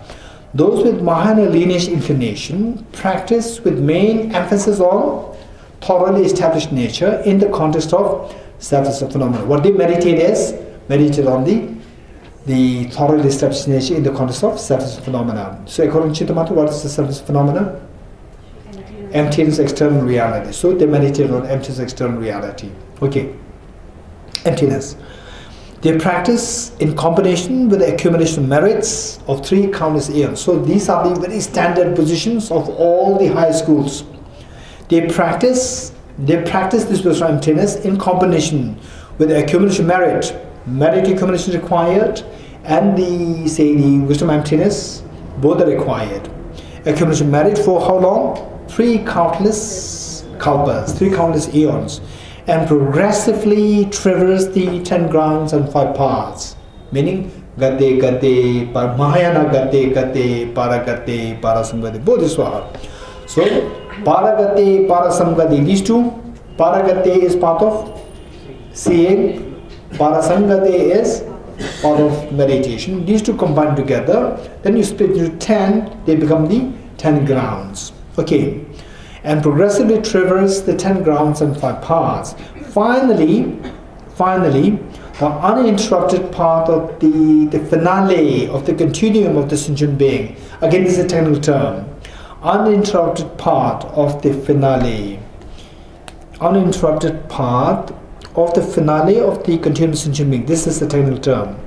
Okay, so the uninterrupted path of the finale of the continuum of sentient beings. Same for the Shravakas and Pratik Buddhas, we call it what?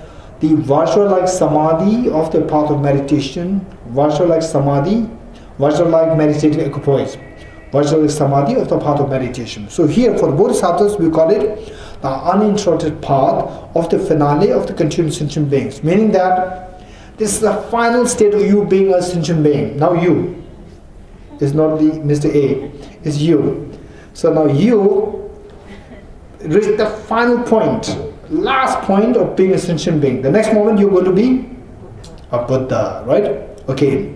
So that final point, what makes you to guarantee that next moment you're going to become Buddha? That realization is known as uninterrupted path of the finale of the continuum of the sentient beings. So with the help of this uninterrupted path, one abandons the two obscurations to exhaustion, meaning that one abandons both obscurations. What are the both obscurations? What do you mean by that? Afflictive obscurations and the cognitive obscurations. Yundip, afflictive obscurations Tibetan is Yundip, and the cognitive obscuration is Shedip. Yeah, the two obscurations to exhaustion. Okay, now if this happens, then at that moment you become a Buddha. So how many of us have been there under Bodhi tree in Bodh Gaya? 1, 2, 3, 4, 5, 6. Okay, so it would be very good rather than just reading this in the book if you can actually go there, the place where the Buddha Shakyamuni achieved enlightenment. Okay, now this is what we need to know here. So let us read more. It says, in Akanishta Pure Land, in Tibetan, Wokmin, in Akanishta Pure Land, they then actualize the duo, meaning that the Bodhisattva, the last phase of the Bodhisattva going through the last phase of the minor path, last phase, the very next moment they're going to become Buddha. So where are these Bodhisattvas? Where are these Bodhisattvas who the next moment they're going to become Buddha? Where are they? They are in the Akanishta. It's a pure land, not in the human land, pure land. Akanishta Pure Land. They then actualize the duo. They then actualize the two qualities. What are they? The truth body and the form body. Truth Dharmakaya and the Rupakaya. Truth body. What is the truth body? Truth body is the perfection of personal welfare. Truth body is the perfection of the personal welfare. Perfection of personal welfare and the perfection of the welfare for others too. So you achieve both perfections. Perfection of personal benefit and perfection of the benefit for others. You actualize both. So what is that perfection of the personal benefit known as? That is known as Dharmakaya. What is the perfection of the benefit of others known as Rupakaya? Right? So these two bodies, Dharmakaya and Rupakaya, you achieve. Dharmakaya in English, truth body, and the Rupakaya in English, form body. Perfection, personal welfare, and what is this? Say the perfection of personal welfare. Perfection of personal welfare is which the sentient beings cannot directly experience. You achieve that, but the sentient beings cannot have a direct access. What is that? This spiritual realization of the Buddhas and the quality of the cessation. Quality of the realization and the quality of the cessation of the Buddhas. These two are the things which the ordinary people, which the sentient beings cannot have direct access. So these are known as, it is directly accessible only to the Buddhas. So therefore this is known as the perfect quality, perfection of the qualities for one's own benefit. And then what is that thing which is directly accessible to sentient beings? Is the physical body, Rupakaya. And what Rupakaya? There are two. The Nirmanakaya, Sambhogakaya, and then Nirmanakaya. Okay. Form body, the perfection of the welfare of others in the form of goodness of deeds. Goodness of deeds, goodness deeds with the help of Nirmanakaya and Sabhokaya. Okay. So the question remains. You may have questions saying that if this what is said there, if what is said there is true, that the bodhisattvas who during the last phase of the being sentient being, they are born in Akanistha. So the Buddha Shaka, Prince Siddhartha, immediately before becoming Buddha, he must be in the Akanistha. No, he was in Bodh Gaya, right? Because that is the place where the Prince Siddhartha became enlightened, historically speaking, right? Okay, so how do you reconcile the two things? So according to this system, it says that the Buddha, one achieves enlightenment, the full Buddhahood, only in Akanistha, which means that immediately before achieving Buddhahood, you should be there. You should be there. So Prince Siddhartha should be there. But no, he was till you look at the history, look at the biography of the Buddha Shaka, Prince Siddhartha, we see that he was all the time in Bodh Gaya for 6 whole years. 6 years he was in Bodh Gaya. So he did not go to Akanistha. So how come that there's such the discrepancy, right? Okay. So the point is that from this tradition, what would be answer? The answer given would be that keep in mind that biography of the Buddha, there are two. One, the biography of the Buddha according to the historical account, and according to the actual reality. There are two. So what is presented in the historical account, which the Buddha Shakyamuni displayed, that is the one which is visibly seen by the ordinary people. So that is what the Buddha displayed. It's a mere display, and actual biography is different. So actually, according to actual biography, the Buddha Shakyamuni achieved enlightenment many eons ago. It's not just he attained Buddhahood newly, freshly under the Bodhi tree here 2,500 years ago. This is just a display. Now the point is that if you are to discuss this about the Buddha achieving enlightenment with the Theravada practitioners, Theravada scholars, and the historians, don't mix the two the biographies. With them you speak about the historical account, right? So what the Buddha deliberately the Buddha displayed that. And you see that Buddha himself demonstrated or shared his actual biography separately, right? Okay.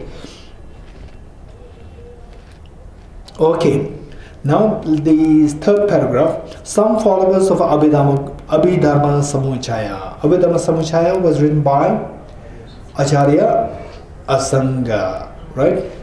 Okay. Abhidharma Samuchaya. Arya Asanga. Asanga is given the epithet Arya. It's not that we can label anyone as Arya, no. Asanga is attached with the epithet Arya Asanga, because he is respected to have achieved the state of the Parasangate, I think the 4th Bhumi. I'm not too sure, but no doubt that he achieved the Arya level. So therefore Arya Asanga. So Arya Asanga assert that there are also cases where Buddhahood is attained in human birth. Generally speaking, in the sutra system, whether Chittamatra, whether say the Svatantra Madhyamika, Prasangika, in the sutra system, the Bodhisattvas achieve enlightenment, Buddhahood, only in Akanistha. Generally speaking, there could be deviations in some texts, but very standard position is that according to sutra system, Bodhisattvas, the 10 Bodhisattvas, 10 Bodhisattvas achieve enlightenment where? Only in Akanistha. We are not to mix the different versions. We have to know the standard presentation plus the different versions also, right? The standard position is that all the Buddhahood is achieved in Akanistha. This is a standard position. At the same time, there are some variations in terms of the place where the Buddhahood is achieved. So for example, here some followers of Abhidhamma Samujaya, not Abhidhamma Samujaya itself, followers of Abhidhamma Samujaya, they believe that the Buddhahood can be attained in human birth as well. Right? Okay. Now the next one. This is the definitive and interpretable sutras. Okay, this is very important. Definitive and interpretable sutras. Same, the Buddha, this is what is not same according to lower schools, what we learned earlier, that all the teachings of the Buddha should be definitive. Buddha's teachings are to be accepted at face value, right?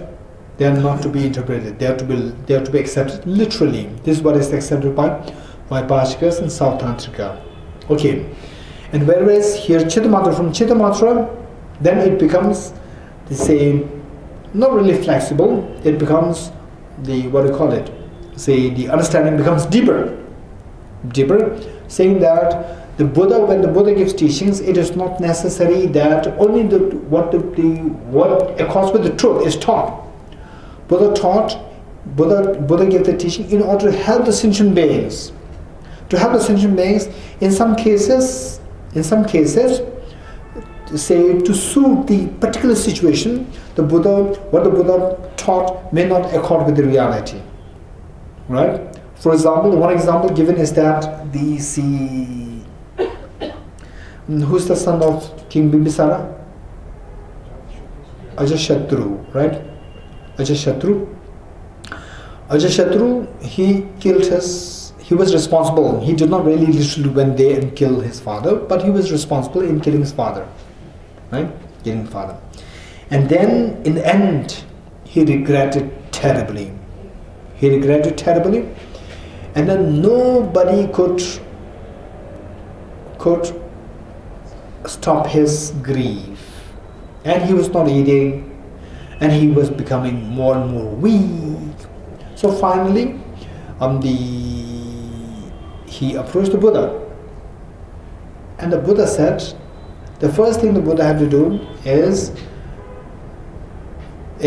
to heal him from the immediate problem, mental stress, anxiety. He should be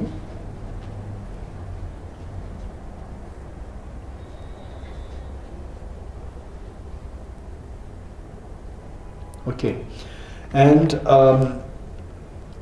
so like say somebody having a problem, say tuberculosis, because of which there's an immediate fever, and the fever is so acute, right? So first what you have to do is that we have to do give a symptomatic treatment to cool down the fever by giving paracetamol, aspirin, or whatever, cool down the fever.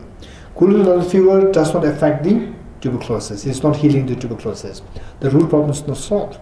But without solving this immediate problem, that can kill the person. So therefore the immediate problem must be solved.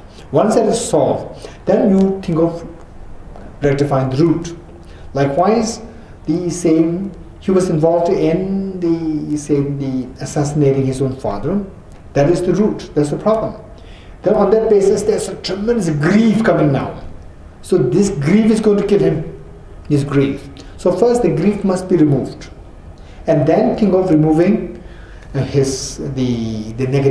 negative karma of having assassinated the father. So to remove the grief, the Buddha said that the parents are to be eliminated. The father and mother are to be eliminated. And on top of that, if you can eliminate all your subjects, that will take you to nirvana. So who was saying this? The Buddha was saying this, and he was so relieved. Okay, so the father and mother are to be removed, and then if you on top of the remove the father and mother, if you could remove all your subjects, that is even better, right? Then he felt relieved. He came out of the relief. And then slowly, when he was relieved, then his mind is sensible to think about dharma. Then the Buddha taught the other teachings, impermanence and the oppression of human birth, like this. And finally he realized that when the Buddha, then he realized, of course, he had a tremendous karmic connection with the Buddha from the past lives, without which, out of so many kings from the kingdoms, various kingdoms, numerous kingdoms, he was very closely connected with the Buddha Shakyamuni. So, at one point, he realized that, oh, when the Buddha said that the father and mother to be eliminated, means Buddha was referring to the afflictions and the contaminant karmas. Remove the afflictions and the contaminant karmas, and if you are able to remove all the subjects, meaning all the offshoots of these two, all the miseries, right? Then you will achieve nirvana. Then he understood that to be meant metaphorically, right? He understood it, and then he achieved he was actually freed. He achieved a great state of enlightenment. Okay, so this teaching, the father and mother are to be eliminated, that is not to be accepted literally. That the Buddha taught, although the Buddha taught it, but the Buddha taught it metaphorically. Okay, so some of the teachings, Chittamatra is saying, is that some of the teachings of Buddha cannot be accepted literally. They have a different intention behind. And some teachings can be accepted literally. So on that basis, Chittamatrans, they classify the teachings of the Buddha into two categories: interpretable teachings and definitive teachings. Okay, this is how the Chittamatras understand the meaning of definitive and the interpretable teachings. One, okay. Now I also like to introduce the definitive and the interpretable meaning of the definitive and interpretable teachings according to Prasangika and according to the Svatana Madhyamika. If I don't do this now, later on I will explain it a little differently. You may think, oh, there are so many differences, right? When will these differences come to an end? Okay, if I say it now, later on, it will become very easy for you. Okay, so Chittamatra classifies the teachings of Buddha into definitive and interpretable on the basis of the intention. Whether or not the teaching can be accepted at face value or not. Whether or not the teaching can be accepted at face value. This is how they classify the definitive and interpretable teachings. One. So that is in terms of the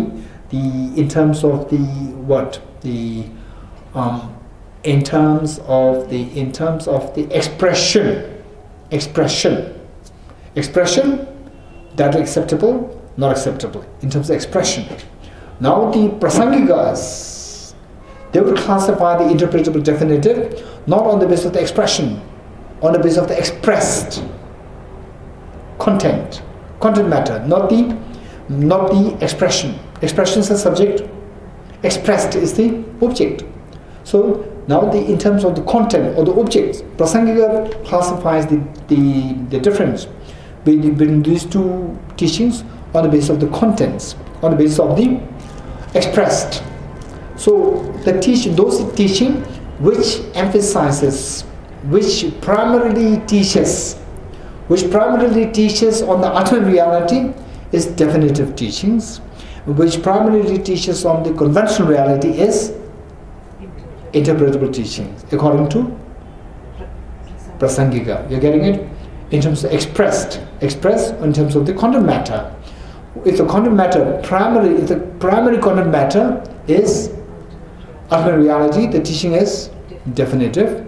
If the primary the subject matter is conventional truth, it is interpretable teachings. Okay. This is according to Prasangika. Now, you may be wondering why on the basis of the content matter you classify one as interpretable. Why interpretable then? Why the definitive? This is subject-wise. Ultimate reality is definite reality. Subject emptiness is the definite reality, final reality. Definite meanings which cannot be interpreted further. This is final reality, right? This is the final mode of existence, definitive. Others are interpretable. Others are more conventional, right? Okay. This is a very refined way of understanding of the definitive and interpretable the teachings according to Prasangika. Now according to Svatandra Madhyamika, Svatandra Madhyamika is easy now. You take half from Chittamatra, half from Prasangika. Right? Okay. First we have to do the definitive. Definitive according to Svatandra Madhyamika should have two characteristics. One is that teaching should be acceptable at the face value. That teaching should be acceptable at the face value. Expression wise, it should be acceptable at the face value. And expressed wise, the subject matter should be primarily the ultimate reality. Right? So where a teaching qualifies these two characteristics, that teaching is definitive and all other teachings are interpretable. In other words, interpretable teachings are those teachings which either cannot be accepted at face value or whose subject matter is primarily conventional reality. Right? Okay. So this is according to Svatandra Madhyamika. Okay, now I think we'll stop here. Stop here meaning that we have few minutes question answers. If you have questions, do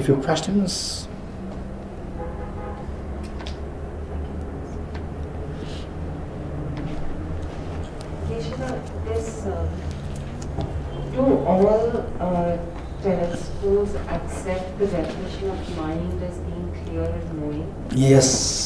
If that is the case, then why do they have to posit a self-cognizant mind? Because if all minds are clear and knowing. No, clear knowing doesn't mean knowing oneself, knowing others. This is not necessary. To know means it's not necessary that you should know itself. Yeah. Any other questions? Yes, Angitla? Srila, the Chittamatra is following the reasons. So for them, there will be no lower vehicle arhats without remainder. Okay. Yes. Okay. This is your question, right? Is this a question, or this is your disagreement with the Chittamatra following reasons? No, I just wanted to clarify because you said they have Okay. one final vehicle. Okay, so the point is that they would say, right, what they would say. I'll first paraphrase what they would say, no? And then we can ask questions. What they would say is that arhats, there are two. Arhats with remainder, arhats without remainder. Nirvana with remainder, nirvana without remainder. Right?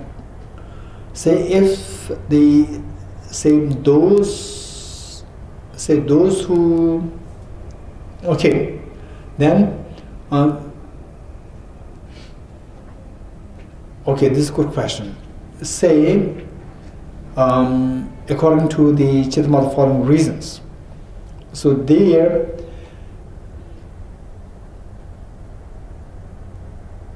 okay, this is a good question. So what they would say is there are arhats, there are two. Arhats with remainder, without remainder. Both are there. But then the little twist is required here, where say arhats are following the minor path. How they follow the minor path?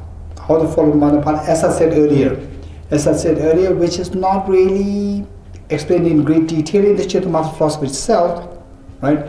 Is more you find in the commentaries on Abhisamaya and Alankara, how they follow the minor path. So there, they say that, as I said earlier, they would keep their body, and that too, say precisely what is happening there.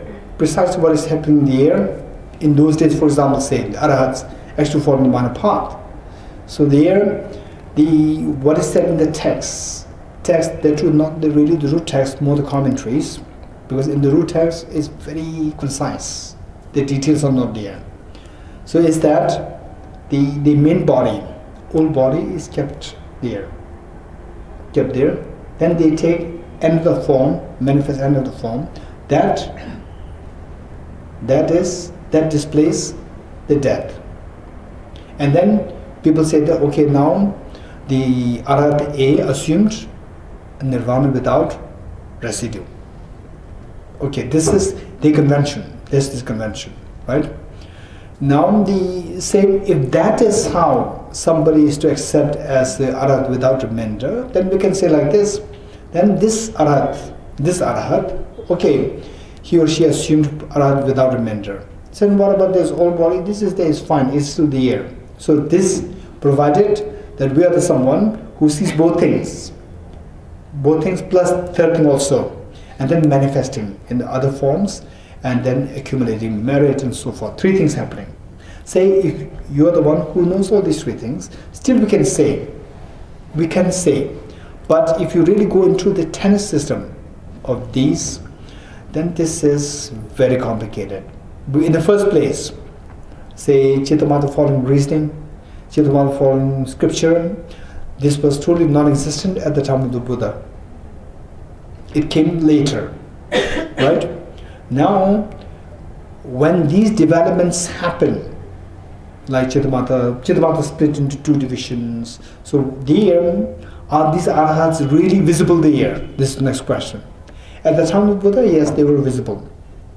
Arahats joining minor path, then Arahats assuming, then Arahats actually passing into Mahanirvana, all these things were there.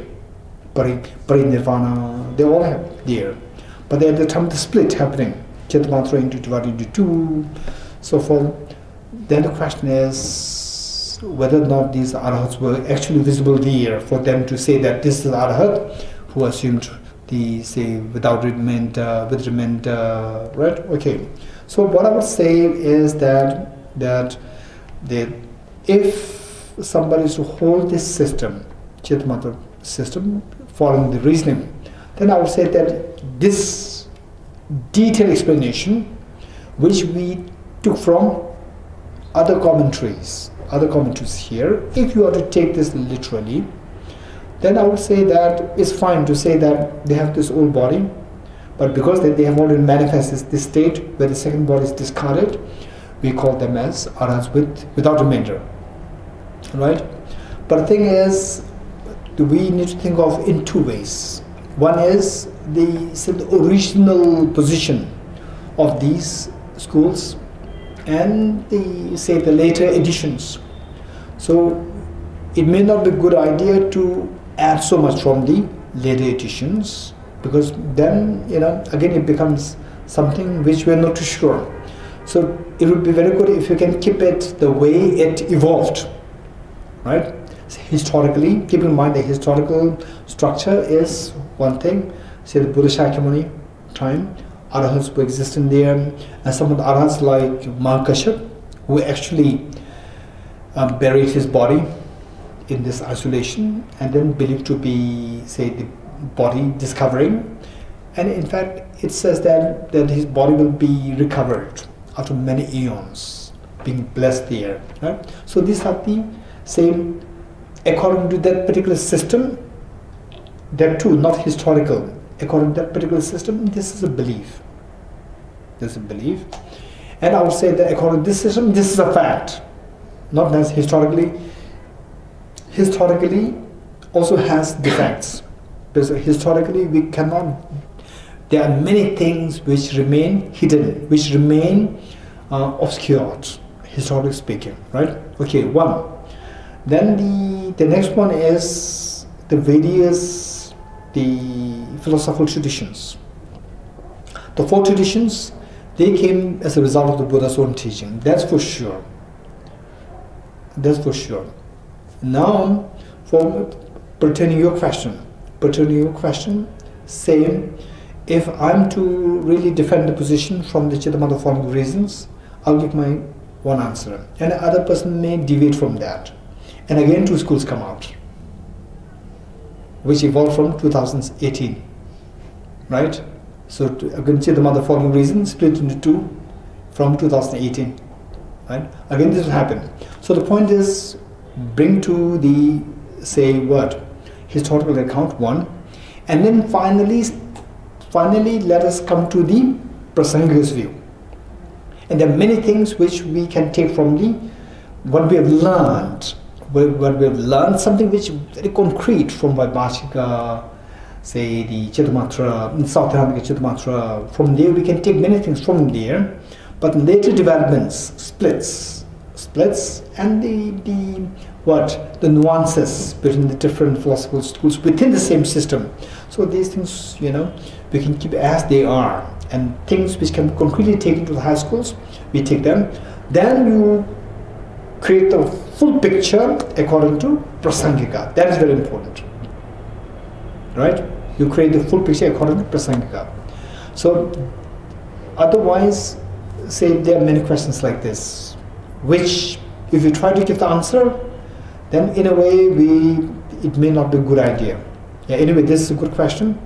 That according to, in the first place, say I follow from the Tibetan Muslim monastery, and which may not agree with this text, but I put myself to fit in this one thing, and there's not a problem. You can, it's actually good when you study this, you stick to this. And this text, again, same thing, is that there are many concepts. It's just few pages. There are many concepts which are not explicitly mentioned here. Again, should I speculate, or should I just go like this and study the complete form when you reach the Prasangika? So these are things, right? Anyway, this is a very good way of looking at things, right? Let us not speculate too much. So the questions come, note them down, and the later editions, better not to do so much. Yes, Prince Visala.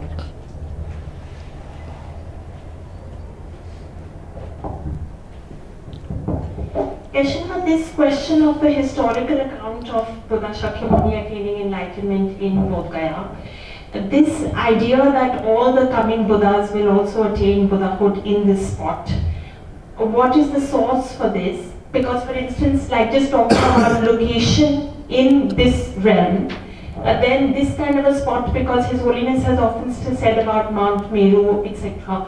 But I've never heard this contested. So what is the basis for this assertion in terms of this actually being the Madras? In fact, this is a good question. So one thing is the very standard position. Okay, let's say the historical account versus actual biography too. Actual real biography too. And the standard, the historical account, also very standard in what ways? Standard in ways of being historical account, one. Other one is the standard in terms of the real biography, actual biography, not the display, actual biography. Within the actual biography, we see that there are two, according to Sutra system, according to Tantra system. And this is the strength. This is the strength of the strength and the nuances involved in this tradition. It's not because just to complicate things, okay, actual biography, the historical account, actual biography, within actual biography, the Sutra system, Tantra system, it's not like that. So let's say the historical account is the one which the Buddha deliberately displayed in order for the ordinary people to understand the need for us to put effort in order to achieve enlightenment, right? And one should be ready for the enlightenment. One should be ready even to give up, let alone the immediate happiness, even the big happiness which the ordinary people consider as big happiness, as the luxuries of the royal families, right? So these are all the examples as he was teaching, shedding light on the ordinary people, that we should be a little courageous to give up things in order to achieve a greater goal, right? For that matter, right from the beginning, if he assumes as a full enlightened being, then people said, oh, he's already enlightened. From the day when he was born, he was already enlightened, right? So the ordinary people will not be motivated. Even as a young prince, he gave up everything. He went into seclusion. Sometimes he fell because of, the malnutrition. So way the ordinary people behaved, he behaved that way, and then people will be inspired. So this is for that purpose. And then in actuality, there are many indications which, if you have to accept the historical account literally, there are so many contradictions. From there, we come to discover that there's a hidden reality, which is much more subtle, right? Which is much more subtle. Okay, there's hidden reality. So within this hidden reality, again we see that within this hidden reality, the people who have the capacity to this hidden reality, within that, there are people, final universal reality, it heavily depends on how you discover it. How you discover it. Say, the people who discover this subtle reality, these people, again, there are two kinds. One who has the capacity to see the whole energy of the individual person, the subtle energy of the individual person, energy with which one can achieve enlightenment. And somebody who does not have that capacity to see these subtle energies. Two, those who cannot see the subtle energies, for them again Buddha displayed, saying, oh, you have to take birth in Akanishta to achieve enlightenment. So these things are presented, so that it becomes very convincing for those people who can see the reality very closely, but are not as close as those people who can see the final power of the subtle energies. Now the third one, finally, what is enlightenment? So it is very in the naked form. Naked form, one understands it. It is naked form. It is like somebody showing the enlightenment in one's own palms. So those people can see enlightenment very clearly. For them, is the Tantra system. So from that point of view, then enlightenment can be achieved in any places, not necessarily in Akanishta. So therefore, this is weird, this is amazing, this is amazing.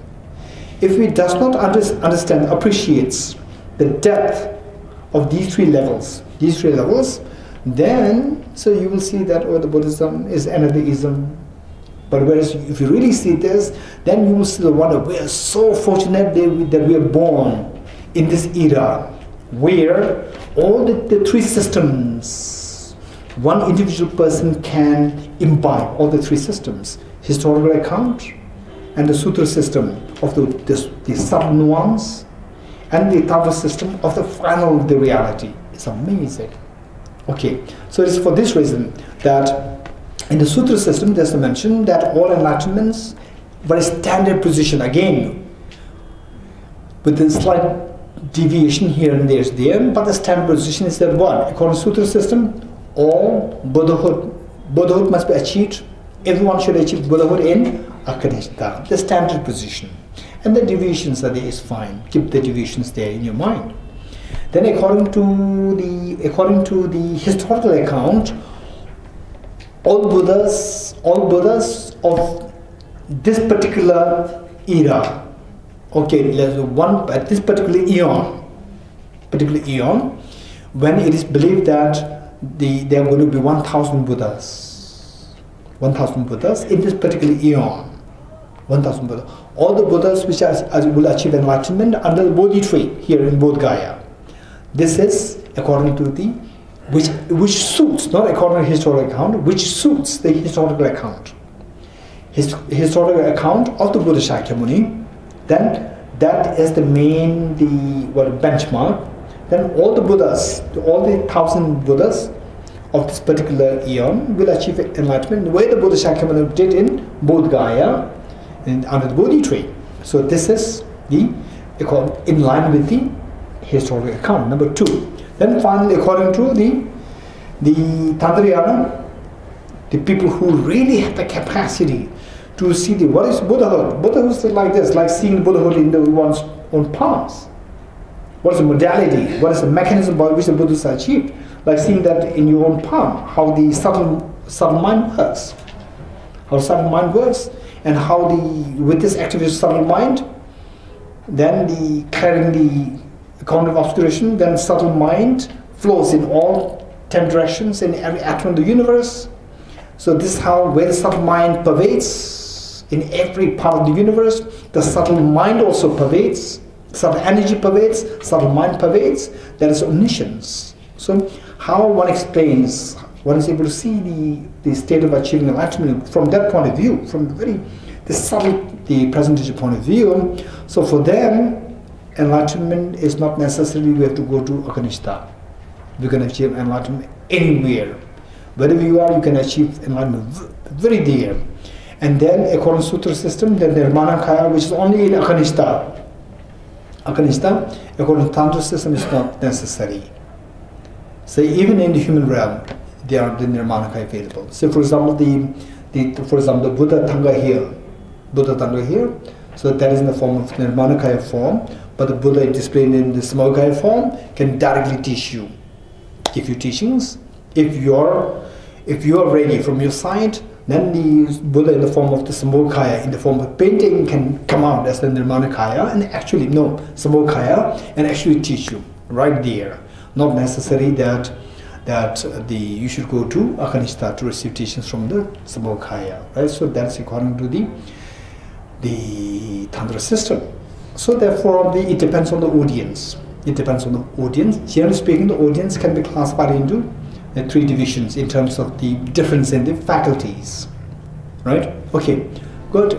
Maybe one question, final question, if there is any. If not, we will do the end dedication prayer.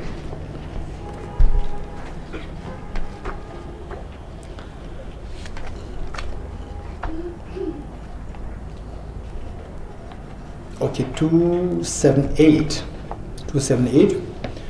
In the land encircled by snow mountains, you are the source of all happiness and good.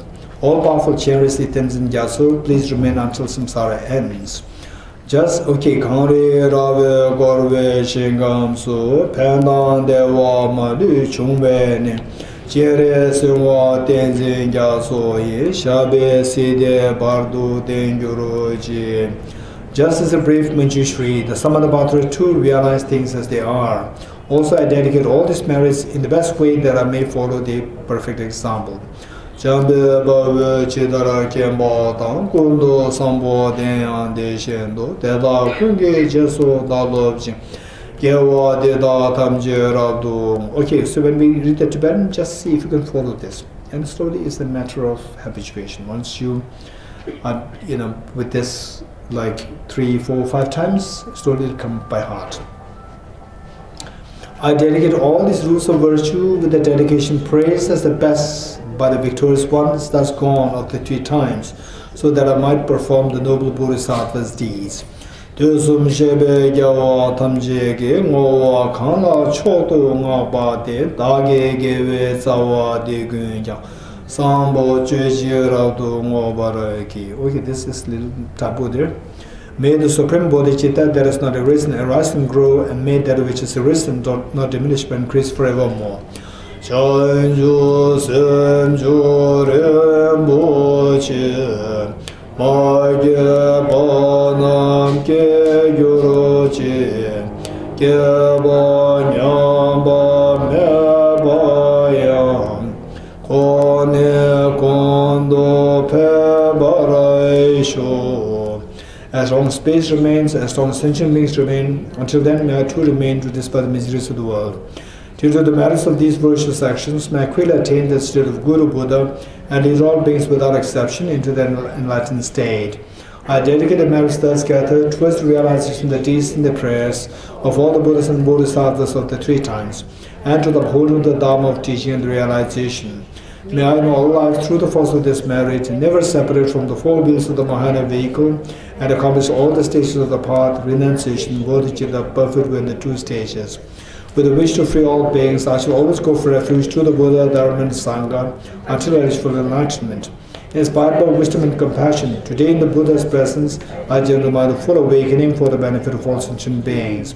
I go for refuge to the Triple Gem. I confess the negativities individually. I rejoice in the virtues of all the beings. I hold the precious Buddha in my heart. The path of union of emptiness and compassion is loosely explained by the protector of the both the Dharma and the beings of the snow land. You, the lotus of the Tenzin Gyatso, we supplicate you that your wishes are fulfilled spontaneously. Sondo Jobe Lam, Chejre Selze, Kanje, Tendre, Chana Pemo, Tenzin Gyazola, So Deb, So Shindun, Drop Show. May the operations of evil thoughts and deeds of the negative forces of humans or non-humans who help by merit through perverted prayers against the teachings of the Buddhas be totally vanquished through the power of the truth of the three jewels. Volam lobe geve dembala kuwe najo suchen sume de sumjur ngembe juba maluba chosum dembe sene chuguruji. In all my lives, never separated from perfect gurus, we enjoy the magnificent Dharma. By completing the qualities of the stages and the paths, may I could attain the state of Vajradhara. Throughout my future lifetimes, may always be guided by the Manjushri and be able to uphold the Dharma in general and the teachings of independent origins in particular, even in the course of my life.